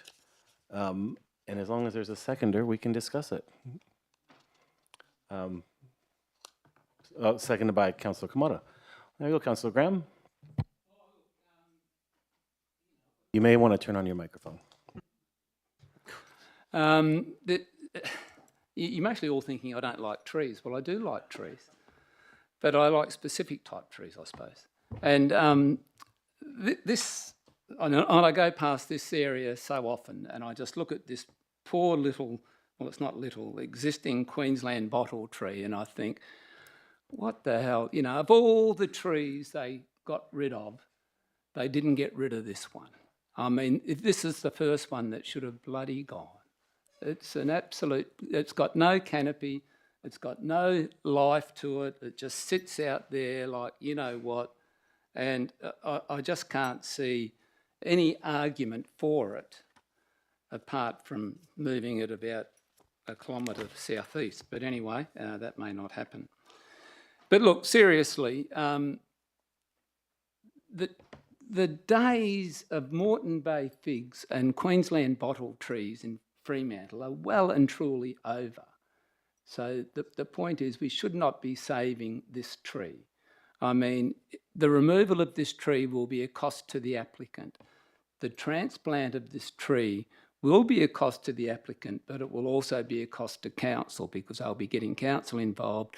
They'll all be arguing about where to put it, how to put it, you know, what size hole, blah, blah, blah, blah, blah. And I think the best thing for this tree is for it to go and be replaced by a tree that is a native to this area, a native to Fremantle, is going to thrive and survive for many, many years after I've gone and, you know, be attractive. This one is never going to be attractive. It's never going to be a great thriving and surviving type tree. I mean, I don't know how old it is, but look at it. Look at page 60. I mean, the poor thing. I mean, it's a sad blight, really, and it's a sad blight that the applicant didn't get rid of that one and saved a few of the others. But anyway, look, I won't go on. I know where this one's mostly going to end up, but I really do think, you know, and let's leave a lot of this landscaping and tree, you know, we play around with trees and landscapes. Well, we've got a planning department, we've got parks and gardens. I mean, I've got a great faith in them. I mean, we're spending hours at council now deciding 15 over 17 or 9 over 10 or whatever, you know, it's, I'd prefer to leave it to the experts. They're doing a good job and they'll sort it out. But anyway, bit of fun. So let's see how we go with the Queensland bottle tree, and perhaps it can go back to Margaret River or Queensland. Thank you, Councillor Graham. Any other comments on the proposed amendment? Councillor Sullivan. Thank you. I think Councillor Graham's confusing a Queensland box tree, which of course is incredibly common and maybe not highly regarded, with the Queensland bottle tree, which of course if he was aware of the Margaret River Tree Company over in North Fremantle, he would know that that's the type of tree that they salvage and sell on to people for sometimes tens of thousands of dollars because they are considered highly regarded in a landscape context. So it does have a little bit of significance, this Brachychiton rupestris. similar to the Illawarra flame tree or the other brachychitons, which are very famous around Australia. So I'm not sure. I don't know if I understand why he has so little regard for this tree. But having said that, the applicant is willing to transplant it. I think it will be transplanted by all accounts over into the corner where it will become a real important landmark. And it's actually a tree that I think would be very interesting for young people because of the nature of it. So it's the sort of tree I wish I had one. I'm sure a lot of people who are involved in landscaping would also love to grow such a feature tree in their garden. So I think his arguments are somewhat flawed. I'm sure it won't get supported.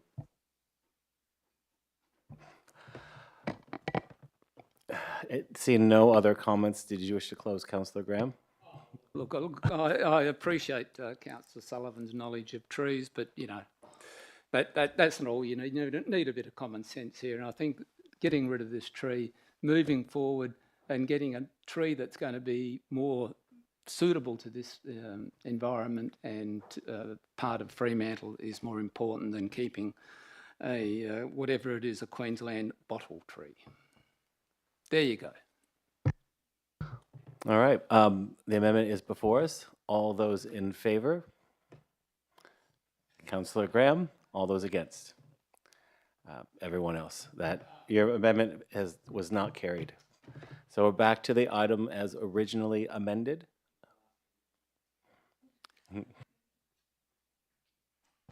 Are there any further comments on the item as originally amended? Great. Seeing none, we'll put the amended item up for a vote. All those in favor? That's unanimous. Great. There we go. Item 4 is done. And now we have one person left to speak on item 5. And thank you for your patience. That would be Simon. Great. If you want to come up, and same drill, you have about 3 minutes, and then you'll hear a little bell. Great. Thank you. Thank you very much, and good evening again. So for those who weren't here, at the last council meeting, I'm Simon Burnell from CLE Town Planning, representing the two landowners of the Harvest Road properties, subject to amendment number 74, which was deferred a month ago. Just wanted to touch on the alternative recommendations raised this evening and what's happened since the last meeting. So we attended a site visit with 4 elected members on the 23rd of April, which was a valuable process to understand the key considerations for the site, constraints and the opportunities that a redevelopment of this site could provide to the local community, and to reiterate the benefits of this proposed rezoning. It will facilitate appropriately located housing density, accommodation options for downsizers, a variety of commercial amenities, potential for tree retention, and a developer-funded laneway upgrade that will improve access, functionality, and better integration with community facilities adjoining the site. The ultimate built form outcome that this rezoning will facilitate was, I guess, the key point of interest during our discussions out on site. And these finer details will be resolved through later stages of planning. We do acknowledge and support the alternative recommendation presented by Councillor Sullivan. That includes to progress with the amendment at the R160 density coding, subject to the preparation of a local development plan. It's proposed that this local development plan would cover a variety of built form considerations, and a document such as this is typically prepared at the next stage following a scheme amendment prior to or concurrently with the development application.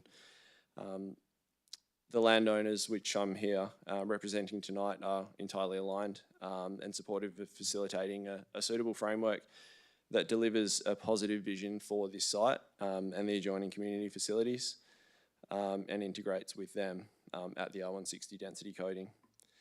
To speak to the alternative recommendation of Councillor Williamson Wong, we also support the inclusion of private recreation and small bar within the amendment for community advertising. We believe that these uses, in conjunction with the other selection of additional uses, will provide opportunity for a desirable mixed-use development that will be greatly beneficial for the North Fremantle residents, particularly on the eastern side of Stirling Highway. And it would consolidate this precinct as a vibrant community hub. The community and councillors will have another opportunity to review and comment on this proposal through the formal advertising process, which will commence once this amendment has been initiated, hopefully this evening. And we look forward to discussing this with you again following the outcomes of advertising. Thanks very much, and happy to take any questions that you might have. Thank you, Simon. Are there questions for Simon? Councillor Williamson-Wong. Thanks, and thanks for coming to speak to us tonight. I just have a question in relation to the difference between Councillor Sullivan and my alternatives in relation to the local development plan and who will be responsible for, I guess, writing it and preparing it. Councillor Sullivan's indicates that it would be prepared by the developer in, I guess, with the city alongside that and setting out the requirements for that local development plan, whereas mine is, I guess, changing responsibility and putting it onto the city. In your view, is a local development plan something that the landowners would want to have control over and propose to the city, or are they happy for the city to, I guess, implement or provide one themselves? Yeah, sure. The typical process would be the preparation of a local development plan by the applicant, landowner, proponent, rather than the city itself. There would be quite a bit of work that would need to go into, I guess, understanding the background, the context, and preparing a local development plan that suited an outcome that is commercially viable and something that could be developed by a developer at the time. Whether that's, as I said at the last meeting, whether that's with my involvement and the landowners of today or the or landowners of in the future. It's something that would need to be prepared by a proponent, I believe. I don't think from a time frame perspective, if someone was willing to develop immediately, I think that would have to be proposed by the proponent, the landowner, to get the process started. I think the developer, that landowner, needs to guide that process. That is obviously with the consideration and assessment of the city's officers. I believe there's delegation to or council approval process associated with that. There's also a design advisory committee process that's likely to be applicable to that as well. So whilst the city could prepare a local planning policy, it would be unusual for them to prepare a policy, in my understanding, over a single lot, and that's typically done by a developer or landowner. Any further questions? Seeing none, thank you, Simon. Thanks. All right. I'll just note that this item we've got, there are 3 potential amendments in Councillor Sullivan's batch, and then there's 2 from Councillor Williamson-Wong. But if I can have someone move the officer's recommendation. Councillor Sullivan, seconded by Councillor Graham. All right, here we go. Thanks, and we thought the last one was a little bit messy. Again, this is one that's been deferred. It's given us an opportunity to really think hard about it. We've had an opportunity to go out on site and the like. It's certainly my view that redevelopment of this land is not only good just from a general planning perspective in terms of meeting the demand for housing, meeting the demand for higher density and more appropriate development in suitable locations. It's very clear that this is a suitable location for this type of development, and so we should be embracing it. I have no doubt that we will all embrace a level of significant redevelopment there. The question probably is to what degree and to what level of safeguards to put in place to bring the community along with that passion that I've just talked about.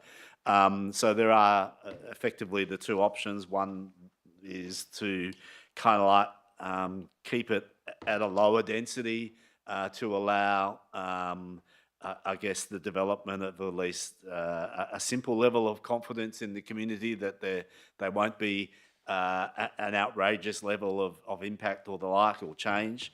But I favour a more progressive and more courageous approach to that. I think the proposal that was put before us for R160 is absolutely suited to a site like this. And I totally acknowledge, having been through so many before, whether it be North Bank or Leighton Beach or the like, that there will be a level of community thought, and quite a lot of diversity in that thought, I imagine, as to what is the appropriate form, scale, land use, and the like for this type of site.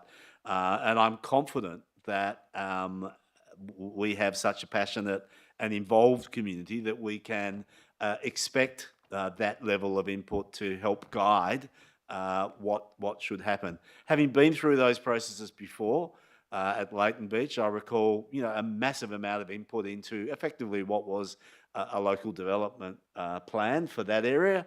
And by the time that process had been fully completed and the like, by the time we had all of those requirements set out, the development applications came in, and I think the first one had two comments made on it for a massive redevelopment, because the community had already been given the opportunity to put the hard work in.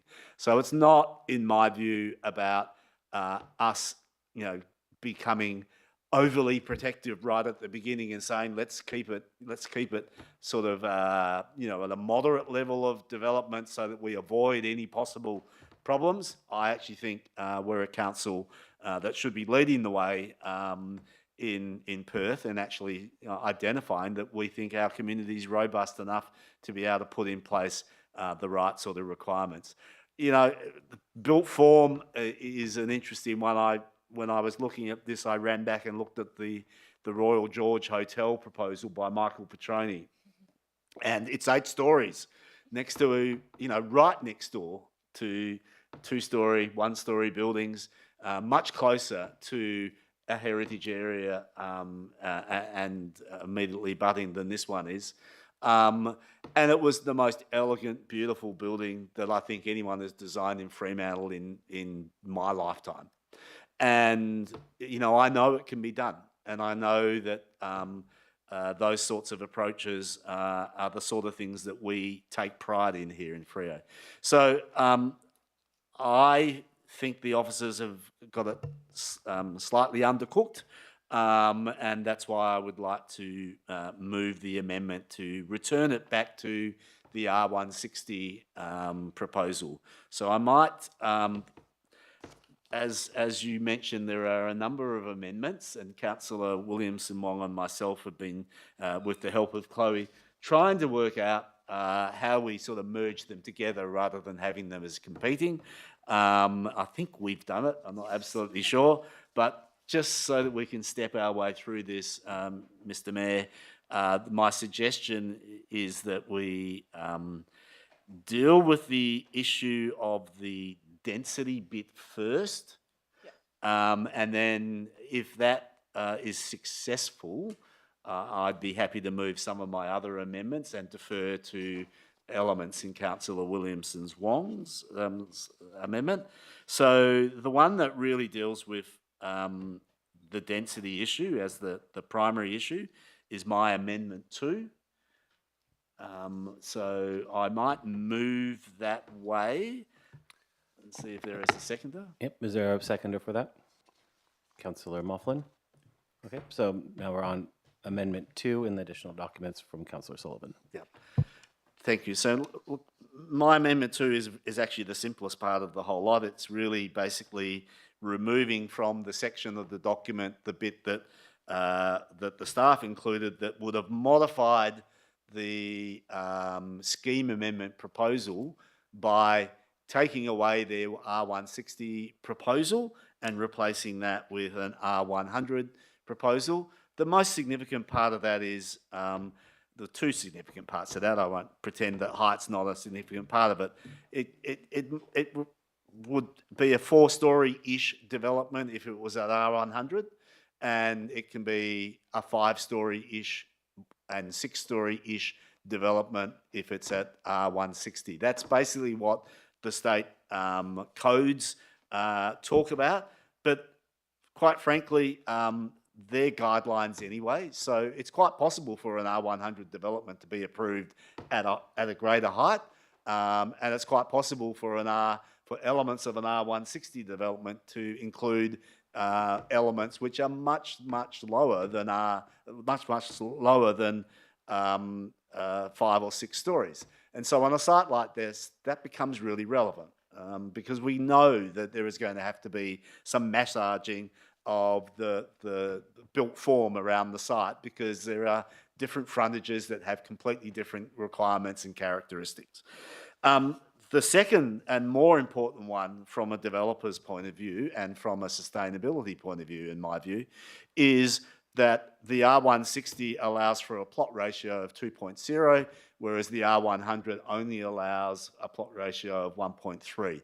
That is like taking a third of the development potential out of that site. And what worries me about that, and it's my biggest worry of all of this, is that we could end up with very mediocre development because without a critical mass, it's very hard to produce very high quality development. So my sense of it has always been that if you try and make it simpler and dumb it down, if I can use those words without being derogatory, if we try and make it simpler and only allow for a much smaller amount of development, what we'll get is mediocre at best. We might even sort of see, 3-story walk-ups rather than apartments with lifts and, all the servicing that would go with those and the like. We might also see the likelihood of a non-residential use across the whole site. In other words, the people who own the site originally bought it because they wanted to put a medical centre there. Now, a medical centre could be 1 story and with car parking, wrapped around the front of it and the like the sort of stuff we see on Canning Highway. If we go with the higher density, I think we're much more likely to see a significant component of residential, and there might also be commercial in there, but I doubt whether it would be, logical for a developer then to use the site in a way that was a single-story kind of highway development because it would be such an underutilisation of that coding. The coding that we give it puts value into the land, which then has to be utilised. And that's why it's important to upzone it. So that's my arguments for upzoning. All of the other elements that I've included in my amendments, and I think that Councillor Williamson-Wong has included, are really about then putting the protections in place for what do we need greater protection for a higher density development. We need the nuances to be in there. So all of those will follow. But I think the first step is to say, are we prepared to be courageous and progressive and look at R160? Thank you. Great. Any other comments on part 2? Councillor Moulton. Yeah, I'll just say that I'm fully supportive of the higher density and the R160 zoning. And yeah, to Councillor Sullivan's question, are we willing to be courageous? Absolutely. And it's the only way we're going to get it is the way in which we get a better outcome for this site. So fully supportive of the proposed amendment. Great. Thank you. Councillor Clark. Yeah, I'm going to go against the grain and say that I can't support the R160.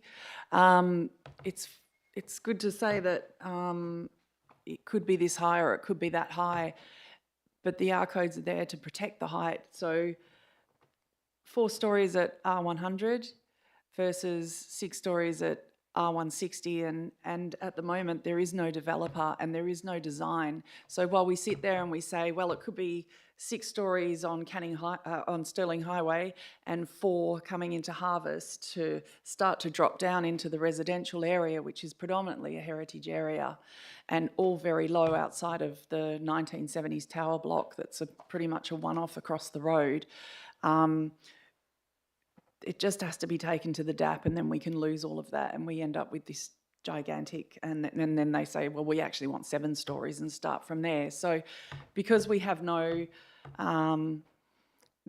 it's just an open-ended discussion about, well, what could it be, you know, at this point in time. And it's really tall in a really low area, and particularly if you're standing behind that block in where the bolo and all those sorts of things are, you're almost half a story down when you're standing looking at the block alone. It's very, very high in an otherwise very, very low area. And I hear what you're saying. I think you can get quality at any level. And at the end of the day, developers are in it for making money. That's basically all it's about.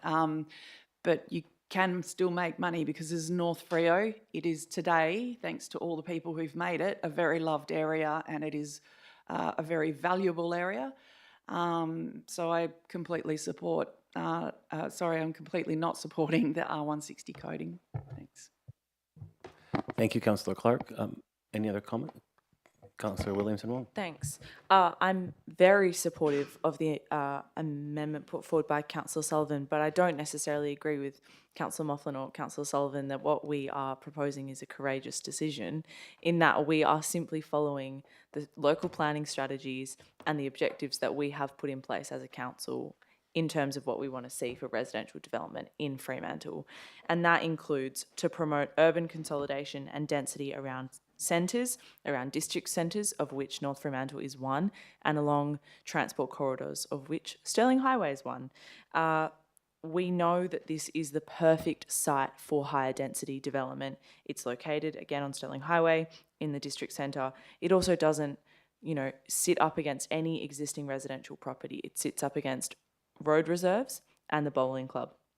And we do not have the opportunity for such good, interesting sites for higher density infill in Fremantle that often. And it's pretty amazing that out of, I mean, it's 7 different land holdings that will be consolidated into one. And to think of all the work that's gone in to get us here from CLE Town Planning, from our staff, from the landowners, having a site like this is a big opportunity. And if we are serious about supporting good quality infill and development, then we have to trust that it isn't necessarily courageous for us to think that we're going to get that we're going to support this in North Fremantle, because yes, we're leaving things to the next stage, but that's the whole point of why we have local planning policies, why we have heritage areas in North Fremantle that protect the design and perhaps a local development plan to come. And I would urge all councillors to think about the strategies and objectives that we have as a council to be inclusive, to allow for more people to live in Fremantle, and to make sure that our infill is done well and consolidated in new housing typologies. And this is the site for that. I will also just quickly note, I know that we will have conversations about trees on this site. Of course, we've had a conversation about tree every single council meeting, and Councillor Graham is over it. But I will just note that irrespective of if this is an R100 or if it's an R160, it will not fall under our current tree retention policy. So that shouldn't make your decision on this tonight, because if we put forward an R100, it also wouldn't be covered by the retention policy. That's R30 and under, I believe. And I don't necessarily think that that's a bad thing. And I know I spoke about this last time this item was at council, but we also can't do everything that we want all at once. And if we want to support good quality infill development, there may be opportunities to retain the trees on this site. I know some of them are kind of closer to the edge. They might be incorporated into a local development plan or the like. Now is not the time to decide whether or not we're going to support better quality infill and increase the population of Fremantle and the ability for people to live here because of some trees on a site. And yes, urban canopy is incredibly important. There are many opportunities for us to save it on lower zoned sites, but I do think that we should be very careful about making a decision on whether or not many more people can live in Fremantle based on protecting trees, which we can provide for in other areas. So yes, I urge councillors to support the amendment to allow this to go to R160. Of course, more design work is to come, but let's think about our high-level strategies at this point and the other protections that we have in place for heritage and built form along the way. Thank you, Councillor Williamson Wong. Councillor Slaughter. Thank you. Until yesterday, Monday actually, I was set with R100 and not set, but I was convinced that that was a better way to go at the time. But then I did do some more assessment against our own policies, as Councillor Williamson Wong has pointed out, and that also led me to change my view to R160 being appropriate for this site. Having walked around it and discussed it with the owners and Simon and city staff, it really is a perfect site for reaching some of those goals that we have put for ourselves as strategic for the city. And so I think R160 is perfectly appropriate. Thank you, Councillor Slaughter. Any other comments on Amendment 2? All right. Seeing none, did you wish to close, Councillor Sullivan, or put the amendment for a vote? I'll just ask a question, please. About Amendment 2? Yeah. Okay.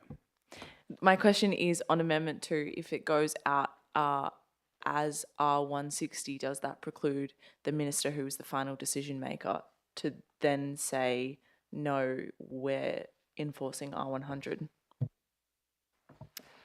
Through the chair, while it doesn't probably feel like it, we are very early on in the process of this scheme amendment. So all that we are doing tonight is, once council's made their resolution, we are effectively sending it to the Planning Commission and the Minister to ask permission to put it out for advertising. They will have a look at it and decide which version. It might be an entirely different version that they have a look at. They might simplify, they might add extra provisions in and tell us to advertise that version.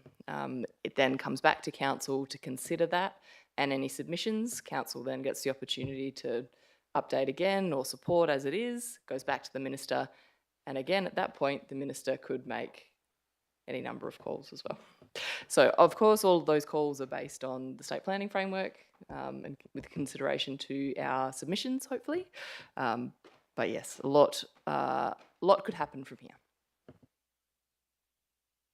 Oh, our lovely planning system. Did you wish to close on your amendment, Councillor Sullivan? Thanks, I will, because those were some really important points. The first one being that we are a long way from the end of this process. We're only, at the end of the beginning. We're not even at the end of the beginning because it hasn't been to the Planning Commission yet, and we don't know what they will say. And they could really change things. I did want to speak just quickly to the concern that, DAPS might do this or they might do that, it becomes out of our control.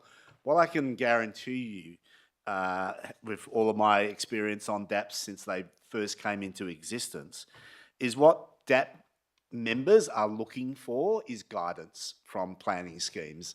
What they dislike the most is where it's a void, where essentially it's been left to them to, decide what is right for that area.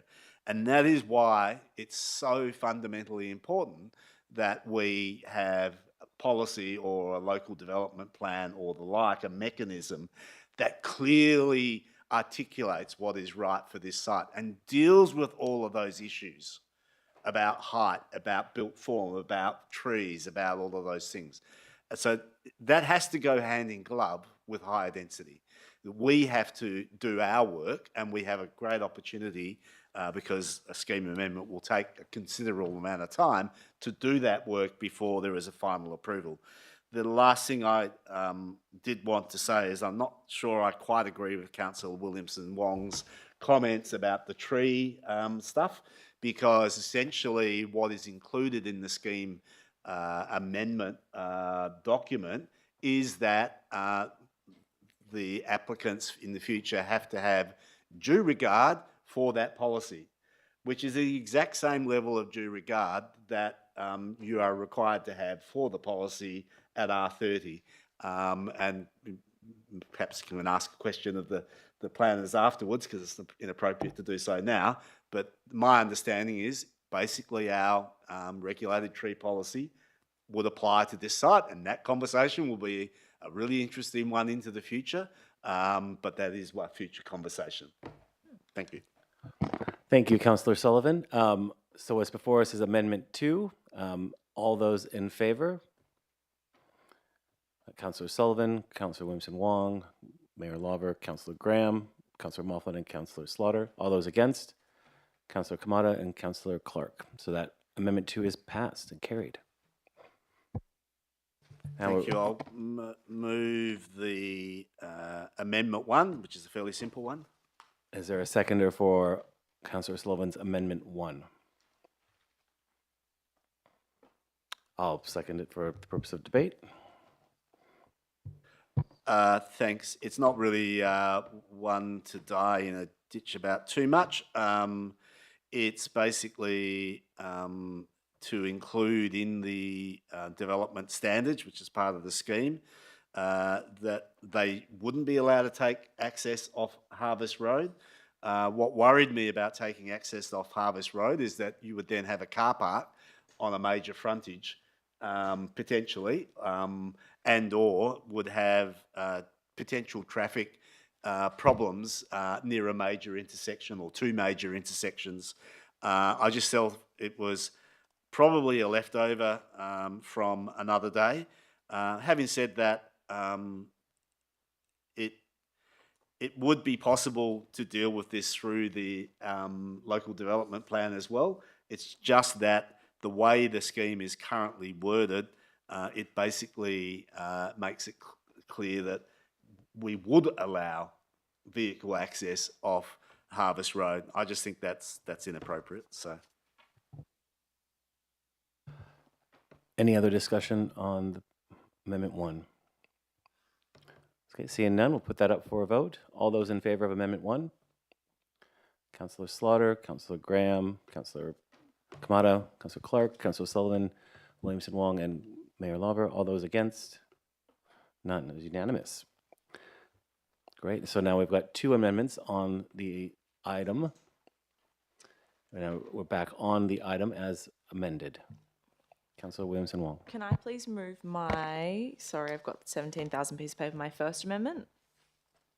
My Yes, amendment. Yes, you may. Is there a seconder for this? Oh, sorry. Oh, yeah, can you clarify which amendment you're hoping to move, Councillor Williamson Wong? Yes, this one here, please. The one on the screen, page 16. All right, Yep. so it's the amendment on page 16 of the additional documents, and that was seconded by Councillor Sullivan. There you go. Councillor Williamson Wong, do you wish to speak to your amendment? Just to add the things to the schedule modifications. Look, this one I think also is relatively uncontroversial, hopefully. When I read through the proposed scheme amendment, it includes the additional uses that that development might be allowed to have with council discretion. So anything would have to come back would have to be considered by council, and that includes consulting rooms, shop.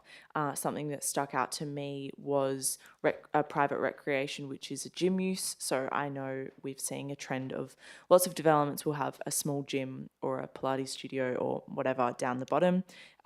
As proposed in our docs, that wasn't an option for that development, and I think it's just good to leave the opportunity open for any future developer or person who would like to open a small gym if that meets the requirements of council at the time. And similarly with small bar, we are seeing, the other existing discretionary uses include cafe, restaurant, and I figured that at this point we shouldn't necessarily stop or prohibit those things from happening. It's not really a call to make now, and they remain the discretion of council going forward. So I hope that councillors support that, and if there are questions, then please ask and I'll deal with it when I close on this amendment. Any discussion on Councillor Williamson Wong's amendment I was before kind of us? hoping you could put a Cambridge comma in there or whatever they're called, to Oxford, comma, Cambridge, comma, whatever, to separate recreation private, which I presume is the one land use, and small bar, which is a different land use. It was just the way I read it. We can. Also, I'm pretty sure it should be private recreation, but that might just be our own. Yeah, so perhaps I could just seek clarification from the director, from the manager, sorry. As long as it's accepted as a minor amendment by the mover? Great. Yeah, I don't want people thinking that we're having a private small bar, that's all. Private Great. and small bar? Mhm. Privately small bar. Wonderful. A further comment on the proposed amendment, Councillor Sullivan? No? Okay. Anyone else wish to speak about private and small bars or the amendment?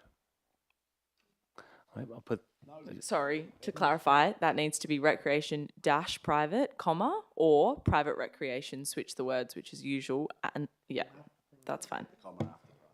If we're going to be really clear about it. great. Thank you. Did you wish to close on the amendment? No. All right, we'll put this item up for a vote. All those in favor? That's unanimous. Wonderful. Now we're back on to the item as amended now 3 times. Does anyone wish to come? Councillor Sullivan. We're struggling as to which one of our versions we want to put forward because we're both asking for local development plans. Might I suggest a perhaps coin ask toss the- or an arm perhaps wrestle if I while could we ask discuss the item? Manager for comment about the different approaches. Well, if one gets voted down, we've always got a backup then. So the item as now amended 3 times, is there any further comment that people would like to make or discussion? One moment, please. Can we have...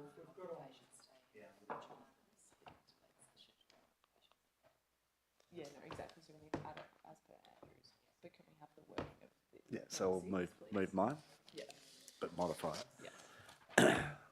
So the consensus is that we will move my amendment. Number which is 3. Amendment 3. But I'm going to, perhaps if Councillor Williamson Wong wants to second it, and then we'll make some Seconded. adjustments. So to moved and by Councillor Sullivan, seconded by Councillor Williamson Wong.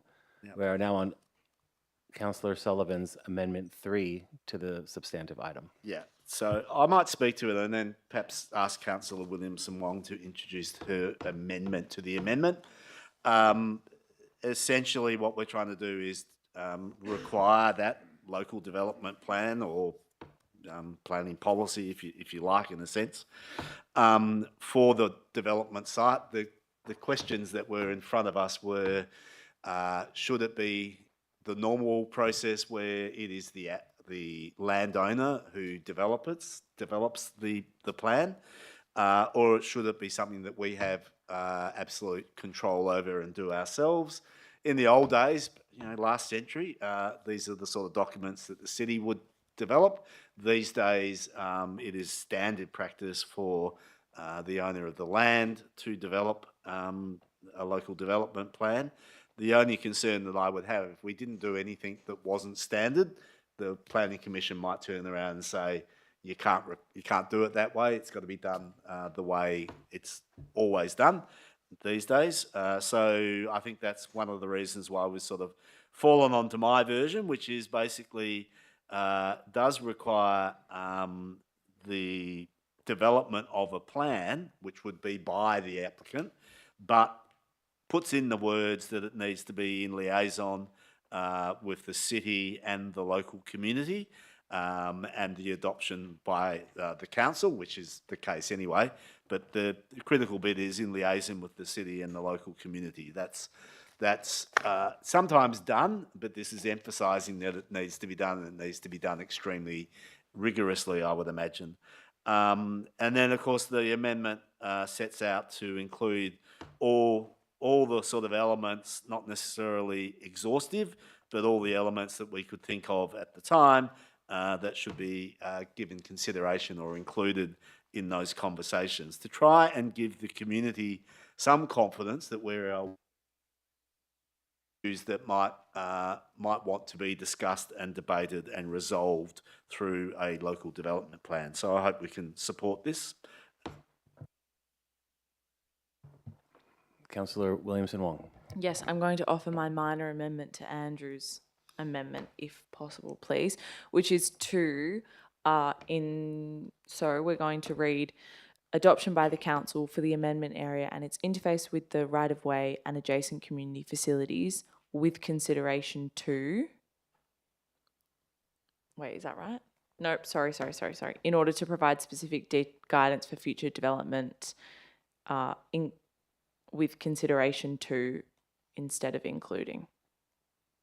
Yeah, Essentially, if this is accepted by the mover of the amendment, yeah, thank you.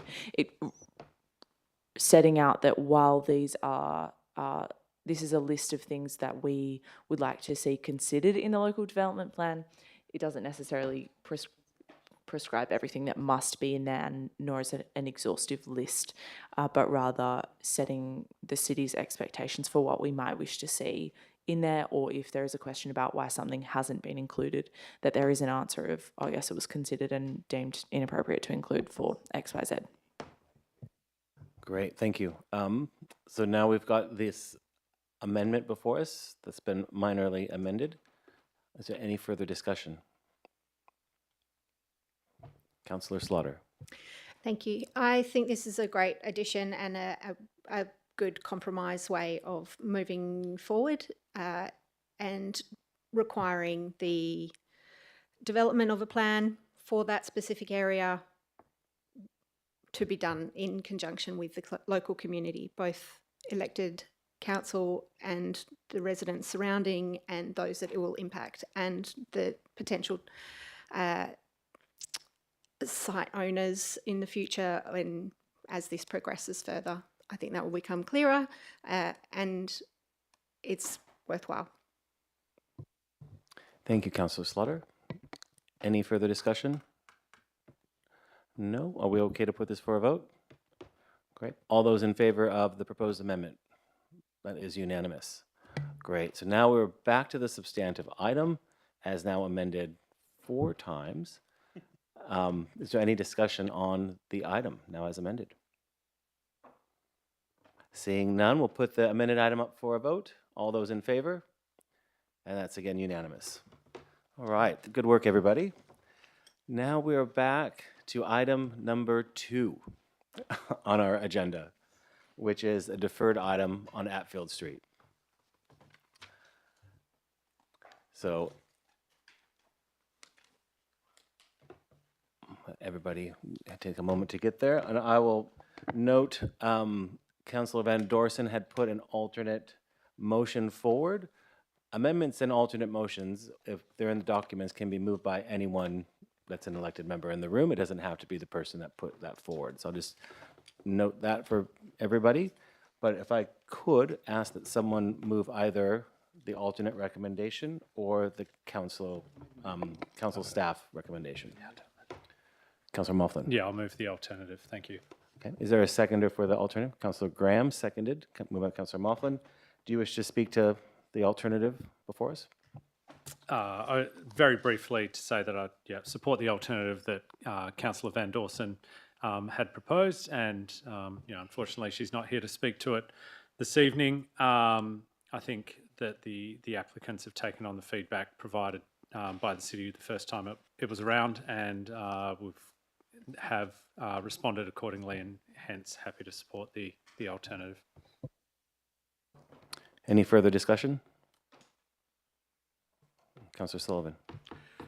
Thank you. I do just want to put on the record that, I was, I guess, one of the ones that led for the deferral because I was concerned that while there were a number of heritage shortfalls on the proposal was generally at the standard that I would expect for that area, and we are going to see much bigger additions in Fremantle, and they are going to have greater impacts on surrounding neighbours and the like.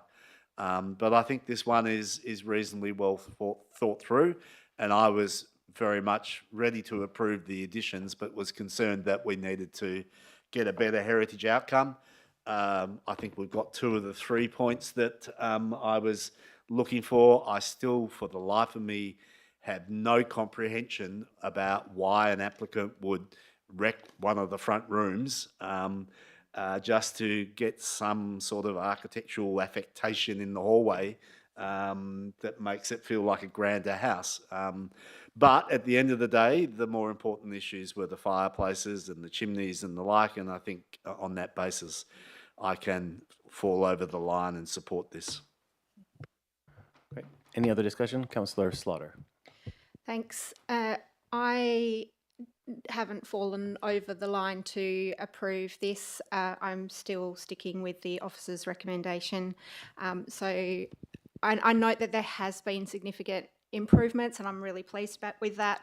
But it still doesn't meet our own advice. So I'm going to not vote with this alternate motion. Thank you, Councillor Slaughter. Any other comments on the alternate motion before us for approval? I'm seeing none. Did you wish to close, Councillor Moffat? No. We'll put this alternate motion up for a vote. All those in favour? And that's Councillor Sullivan, Councillor Williamson Wong, Mayor Lover, Councillor Kamada, Councillor Graham, and Councillor Mofflin. All those against? Councillor Slaughter and Councillor Clark. So that has been carried and approved. Okay, now we go on to item number 3, Bromley Road. Do we have a mover and a seconder for the for the officer's recommendation? Moved by Councillor Williamson Wong, seconded by Councillor Clark. I didn't know if there's a head scratch, but I'm counting it. All right, any discussion? Yeah, I thought this was an interesting application, and we don't have anyone here to speak to us on it, which is somewhat surprising. And I think there was a comment at some point about, I guess, the type of development that's going in here, and I think the lack of applicant engaging with us at this stage in the process, I guess, demonstrates the connection that the applicant has with the design as proposed in some ways, or their commitment to it. I'm happy to support the officer's recommendation to refuse on the basis that it's inconsistent with our policy of tree retention. Once again, Councillor Graham, we're talking about trees. The trees on this property are very, I think that they're able to be protected. I understand that it is a very small site in a compromised position, and that the design itself has a nil lot boundary setback at one point because it's just trying to maximise the space on the site. So I do understand that this site is complex and it's small and it's tricky, but I don't think that the applicant has really tried at all to keep the trees, and that is the intent of our policy. So I'm supporting the officer's recommendation on that tonight. Councillor Kamada. Yeah, very quickly. I support exactly what Councillor Williamson Wong is saying. It's inconsistent with our policy. We are going to have a lot of these issues coming into the future, without a doubt, and I can see where Councillor Graham was coming from with his boab tree rant before. Bottle trees. Sorry, I'm getting confused as well. No, so I support the officer's recommendation in this case. Thank you for that. Councillor Mofflin. Thank you. Yeah, I'm fully supportive of the officer's recommendation, and particularly, I suppose, a little bit grumpy in regards to this one, that there just hasn't been any consideration for attempting to have a design which considers the trees. And I know in some instances, and it feels like we get applications at times where people are, if you like, pushing the boundary, having a throw at the stumps to kind of think, oh, well, see what I can actually get here. And we end up, doing the nice thing, deferring it, giving people the opportunity to re-look at their designs and mess around and other bits and pieces. But in this instance, There has been absolutely no attempt, and to even contemplate deferring this for further consideration will just chew up officers' time, and I think we actually just need to make a point that it's not up to standard as expected by this council. Thank you, Councillor Moughlin. Councillor Clark? Thank you. I completely agree with what Councillor Moughlin has just said, and these trees that exist are really well placed to be included and worked around. So it makes absolutely no sense that to design them out, and also to take our officer's recommendation of the material for a decking area that could work around the tree, but still want to remove the tree. It's a really confusing situation where it didn't have to be, and I support the officer's recommendation. Thank you, Councillor Clark. Councillor Sullivan? Yeah, and I'm likewise the same. I would emphasise that, you know, normally in these situations, as others have said, we are very open to having a site meeting, a conversation, make suggestions, hear why those suggestions don't work for that applicant or whatever. At the end of the day, our policy requires us to give consideration to whether or not the retention of the trees significantly impacts on the developability of the land. I think we're all pretty convinced in this situation where the trees are all within a metre of the boundary that it's not like they're all right in the middle. So it's pretty obvious to us. But also I think there's a reality that needs to be communicated quite strongly, is that where we have, particularly in a place like Hilton, where trees are really important to community, that people are going to need to consider going upwards rather than always going outwards with their developments. And I know there are a lot of builders that go, oh, we don't do that. It might limit the number of builders that you can go to and the like. But that's the reality, is we can't continue to build, whether it's in Fremantle or pretty well anywhere in Perth, these houses that just spread out to every boundary and give you a slot that looks over the fence in the hope that the neighbour's got a tree you can look out to. But the reality is none of them have a tree at all. And so that's what we're up against. And that's why we had to put the tree retention policy in the first place. And the reaction is going to need to be applicants understanding that they are going to need to have setbacks. It's in their benefit. The livability of a house like this compared to if they were just to move, you know, the main bedroom accommodation upstairs is significant.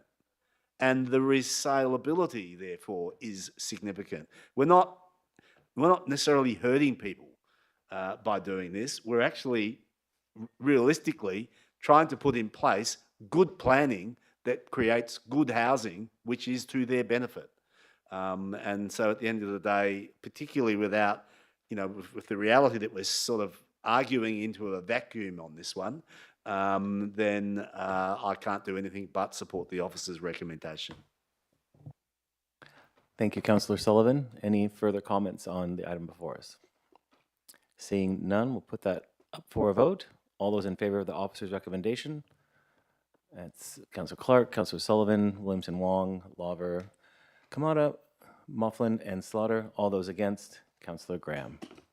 Now, we're knocking on the door of 9 o'clock, everybody, in which case, if we extend, we'll have to do a vote to extend the meeting, if that's correct. So I'm going to move item 6, or ask someone to move item 6 individually because there's a proposed amendment. But then if you could maybe think about any other items that you may wish to speak to. After we get through item 6, I will just go through the items and we can move as many as we can on block. So if I may ask someone to move the Local Planning Policy 3.1, item 6. Councillor Graham, seconded by Councillor Slaughter. Did you wish to open debate, Councillor Graham? No, thanks, Mr. Mayor. Nothing to say on it. Just move it and vote on it. I may ask staff if they're willing to put the minor amendment up on the screen. Yeah. It's on the run sheet. Yes, it's not in the additional docs. You're correct. It's just a minor amendment. And basically, if someone is willing to second it, I will speak to it.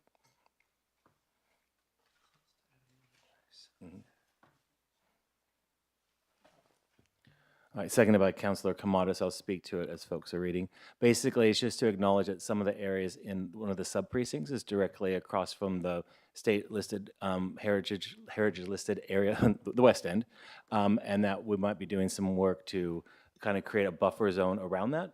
So even though we have this, it's just noting that in the future we'll be probably taking a look at that area directly across from the West End. So it doesn't change anything in the item itself. I'll speak to the amendment if we're on the amendment. Is that correct? We are on the amendment. Okay. I'm not going to support the amendment that's on our screens because I understand the intent to say, I guess, notify people that we will be doing further work on our new planning scheme and that it's adjacent to the West End. But I don't think it requires us to put it through as an amendment or a note, given that, of course, it's adjacent to the West End heritage listed boundary, and also the item itself to adopt our local planning policy 3.1, Fremantle City Centre and Northern Gateway, is a significant piece of work which, in my opinion, this amendment, while it speaks to it makes a comment on the policy, there's hundreds of comments that we could note about the policy and the submissions that have come through, and so to elevate one which doesn't seem to be adding anything, to me, I guess, dilutes the council resolution or doesn't feel like it fits in, and for that reason I won't be supporting. Councillor Sullivan. Yeah, part of me is of the same view. I mean, I thought about a long shopping list of all the things that I would look to note that we should give further consideration to. I didn't do that because effectively this is it's like an omnibus bringing together a bunch of policies without significant change to them as a tidy-up process rather than a full review. The full review happens at the end of the development of the scheme because the way we approach that. I know the intent of this, and I agree that this is what will be happening. But I'm going to ask through the mayor, the director, if that's possible, if you can direct it that way, that this is actually a conversation that's already been had, and there is already direction that there is an intent, if you like, to do exactly this. Through the chair, certainly through the planning framework committee and workshops, there is a move towards the idea that there will be a future, let's call it a buffer zone, to further protect the West End, and that will go hand in glove with where we look for sites for development. But Councillor Sullivan is correct, that's actually the next stage. This planning policy is a tidy up and it's a holding point until we get the new scheme and a new comprehensive review where these sort of considerations will come through very strongly. It's not incorrect, but the work will happen later. Could I ask you just one more question in that regard? And just in terms of the wording of this, it says to consider how limiting future development impacts on this important place. Is it likely that we have to limit development, or is it just likely that we have to see development done in a certain way? Through the chair, I think if we're talking about the buffer area, it needs to just be considered. It's probable that council will look towards appropriate development in that area. It's not going for like a total ban, as you might sort of be a little bit more interested in seeing sort of stronger limitations in the West End. If the buffer zone, I think we should be looking at appropriate development.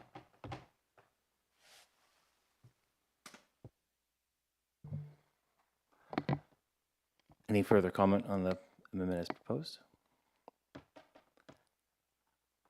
I would be fine taking the word limiting out of it if that was helpful, but if not, we can just put this to a vote as is. Yeah. Yeah, can we remove the word limiting from there? Because now it's basically the same. Great. All right, any further comment? Councillor Kamado? Yeah, just a quick comment. While we could make a long list, this is a really important part of Fremantle, and so I'm quite happy to support the amendment. So.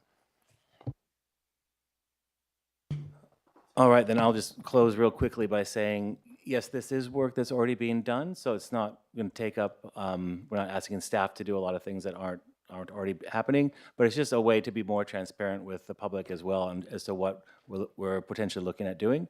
That work will definitely be informed by community comment as well and everyone here in this room. So it's just to let people know that, yes, we are kind of looking at this at the same time. So that being said, I'll just put it up for a vote. All those in favor? Councillor Slaughter, Councillor Graham, Councillor Kamada, Mayor Lawver, and Councillor Sullivan. And all those against? Councillor Moughlin, Councillor Clark, and Councillor Williamson Wong, and that's carried. Great. So now the item as amended. Councillor Moughlin. Yeah, just a quick question of officers. We, excuse me, we obviously had the representatives of the Anglican Church in here this evening talking about this. Is there any consideration that we need to have to that in regards to approval or otherwise this evening on this item? Through the chair, my understanding of a lot of the concerns raised seem to be about lease arrangements, activations of the area. This planning policy looks at built form. The land ownership is effectively irrelevant. Whoever owns the site, leases the site, will be subject to the same policy requirements if they want to undertake development.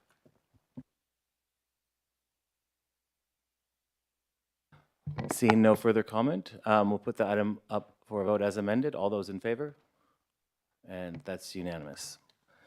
Okay, so we're going to go with the remainder of the planning items, and if you were hoping to speak on one, just kind of let me know. Item 7, item 8, item 9, item 10, or the planning information report, item 11. Seeing no interest to speak on those items, I would ask if someone would be willing to move all those en bloc. Councillor Graham, seconded by Councillor Moughlin. All those in favor? That's unanimous. Great work. Now we are on to the strategic and general reports. Does anyone wish to speak to item 12? Item 13, so we'll pull 13 out. Item 14.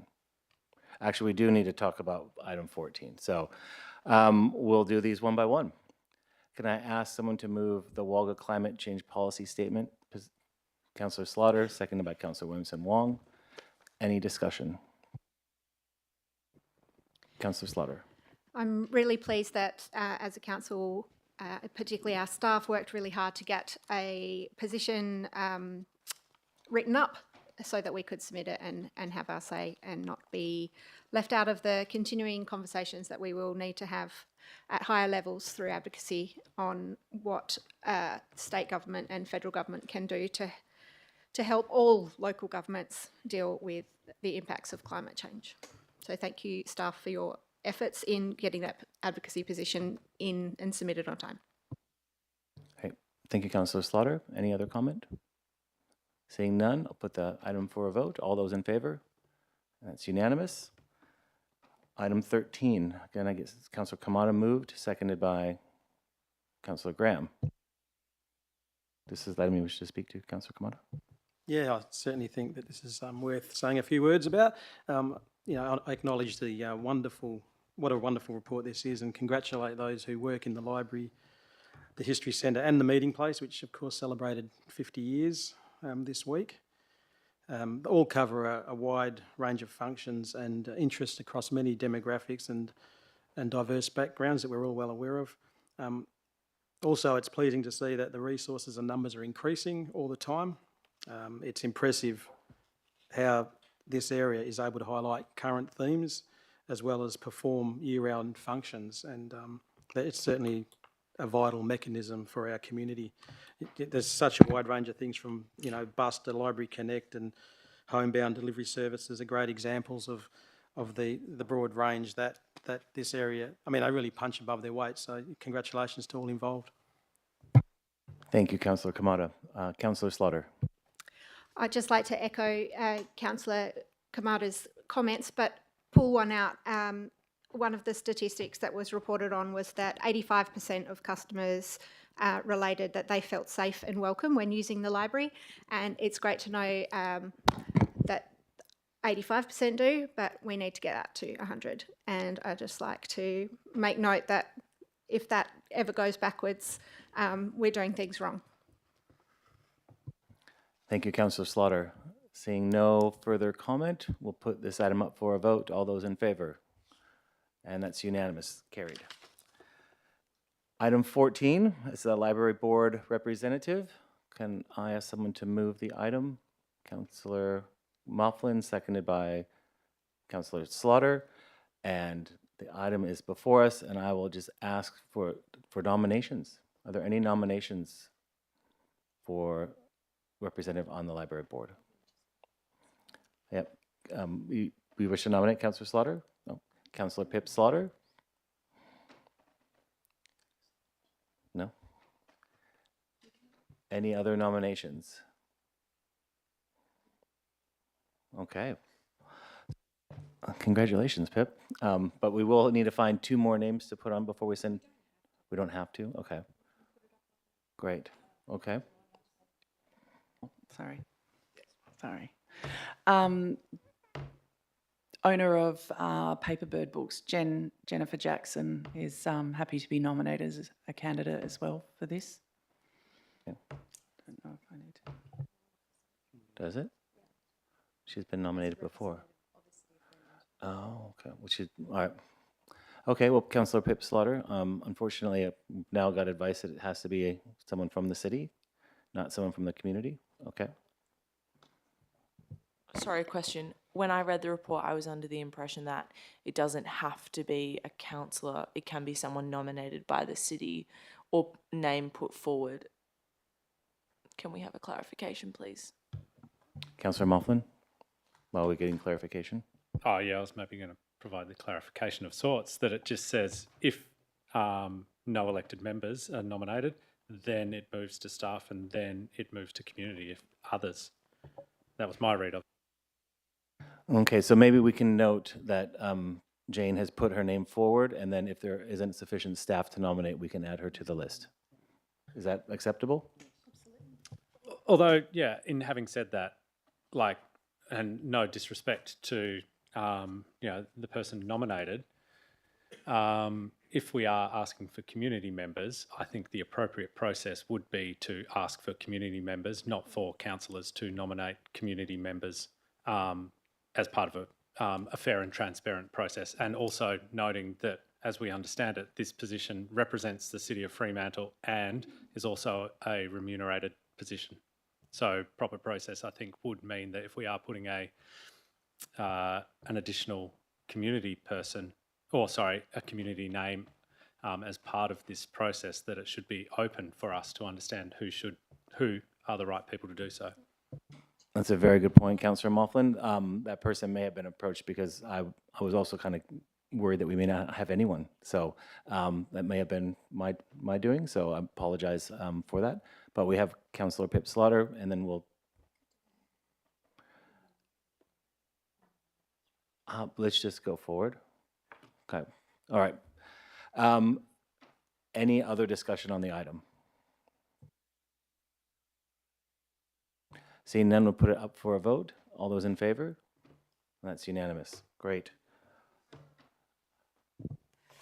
I believe that now that I'm a nominee for a position that's paid, I probably can't vote for myself. Oh, I can. Okay. Well, then. And please do. Sure. Okay. Does anyone wish to speak to item 15, which is the transport contractual chain order. Item 16? No. Item 17, which is advertising the rates? No. All right, so I'll ask if someone's willing to move those 3 items in block. Councillor Graham, seconded by Councillor Clark. All those in favor? That's unanimous. And now the committee and working group reports. Does anyone wish to speak to any of those items? Yes, please. Can you tell me which one? Or all of them? One's fine. Okay. Then, okay, all right, so we'll do these one by one. Can I ask someone to move the planning scheme number 5 project overview? Councillor Williamson Wong, seconded by Councillor Clark. Councillor Williamson Wong. Thank you. I'm going to I thought it would be useful for people who aren't on the committee. Planning is long and there's many words and it can be very complex, but the actual summary of what we discussed, I think, is far easier to digest. And that being one of the main themes out of our first meeting was that while we know that the new scheme that we will adopt is going to be a bit more bare bones as required by the state government, that our local planning policies will then pick up a lot of what's taken out of the current scheme or further substantiate or kind of bulk it out. And so we are looking at ways that we can make sure the community know what policies those will be when we adopt our scheme, so that there isn't this kind of clunky middle bit where we have adopted or endorsed a scheme and then the local planning policies aren't there yet to show what our intentions are. And I think also I am just going to talk about the project overview, including all the other things that we discussed. Examples being the Fremantle Alternative Review being very ahead of its time, and Fremantle often taking a lead on planning innovation, but that there's been significant development in the past years to streamline and cut red tape, and that includes things like the R codes, which take a lot of powers away from local governments, and that by implementing very specific characters, statements, especially in things like our mixed use areas, we will ensure that the planning outcomes are what we intend, and we have less instances where we have things like the car wash on South Terrace because that area was missing a character statement. So yes, I look forward to the work. We've had a successful workshop as well, and the planning continues. Great, and thank you for chairing that committee, Councillor Williamson Wong. Is there any other comment on part 1? No, seeing none, put that up for a vote. All those in favor? That's unanimous. Can I ask someone to move number 2, the free alternative, Councillor Slaughter, seconded by Councillor Williamson Wong. Councillor Slaughter. Thank you, Planning Framework Committee, for all of your work. I'd just like to note some of the unintended outcomes that came from some of the ways that the Fremantle Alternative was delivered by certain builders, as noted in our public question time today, and note that as we work on a new scheme, I know that you will be, as it says, developing new mechanisms and other ways to promote housing innovation. So thank you. Thank you, Councillor Slaughter. Any other comment? Seeing none, we'll put that up for a vote. And all those in favor? That's unanimous. Now, our last item on the committee and working group reports is the mixed-use areas review. Can I move by Councillor Moughlin, seconded by Councillor Slaughter. Any discussion? Seeing none, we'll put that up for a vote. All those in favor? That's unanimous. We're going to do it. We're going to get out of here by 9. There are no statutory reports. There are no motions of which previous notice has been given. There is no urgent business. There are no late items. Confidential business is also none. And that being said, great work, everybody, because the meeting is closed at 8:54 p.m. Thank you.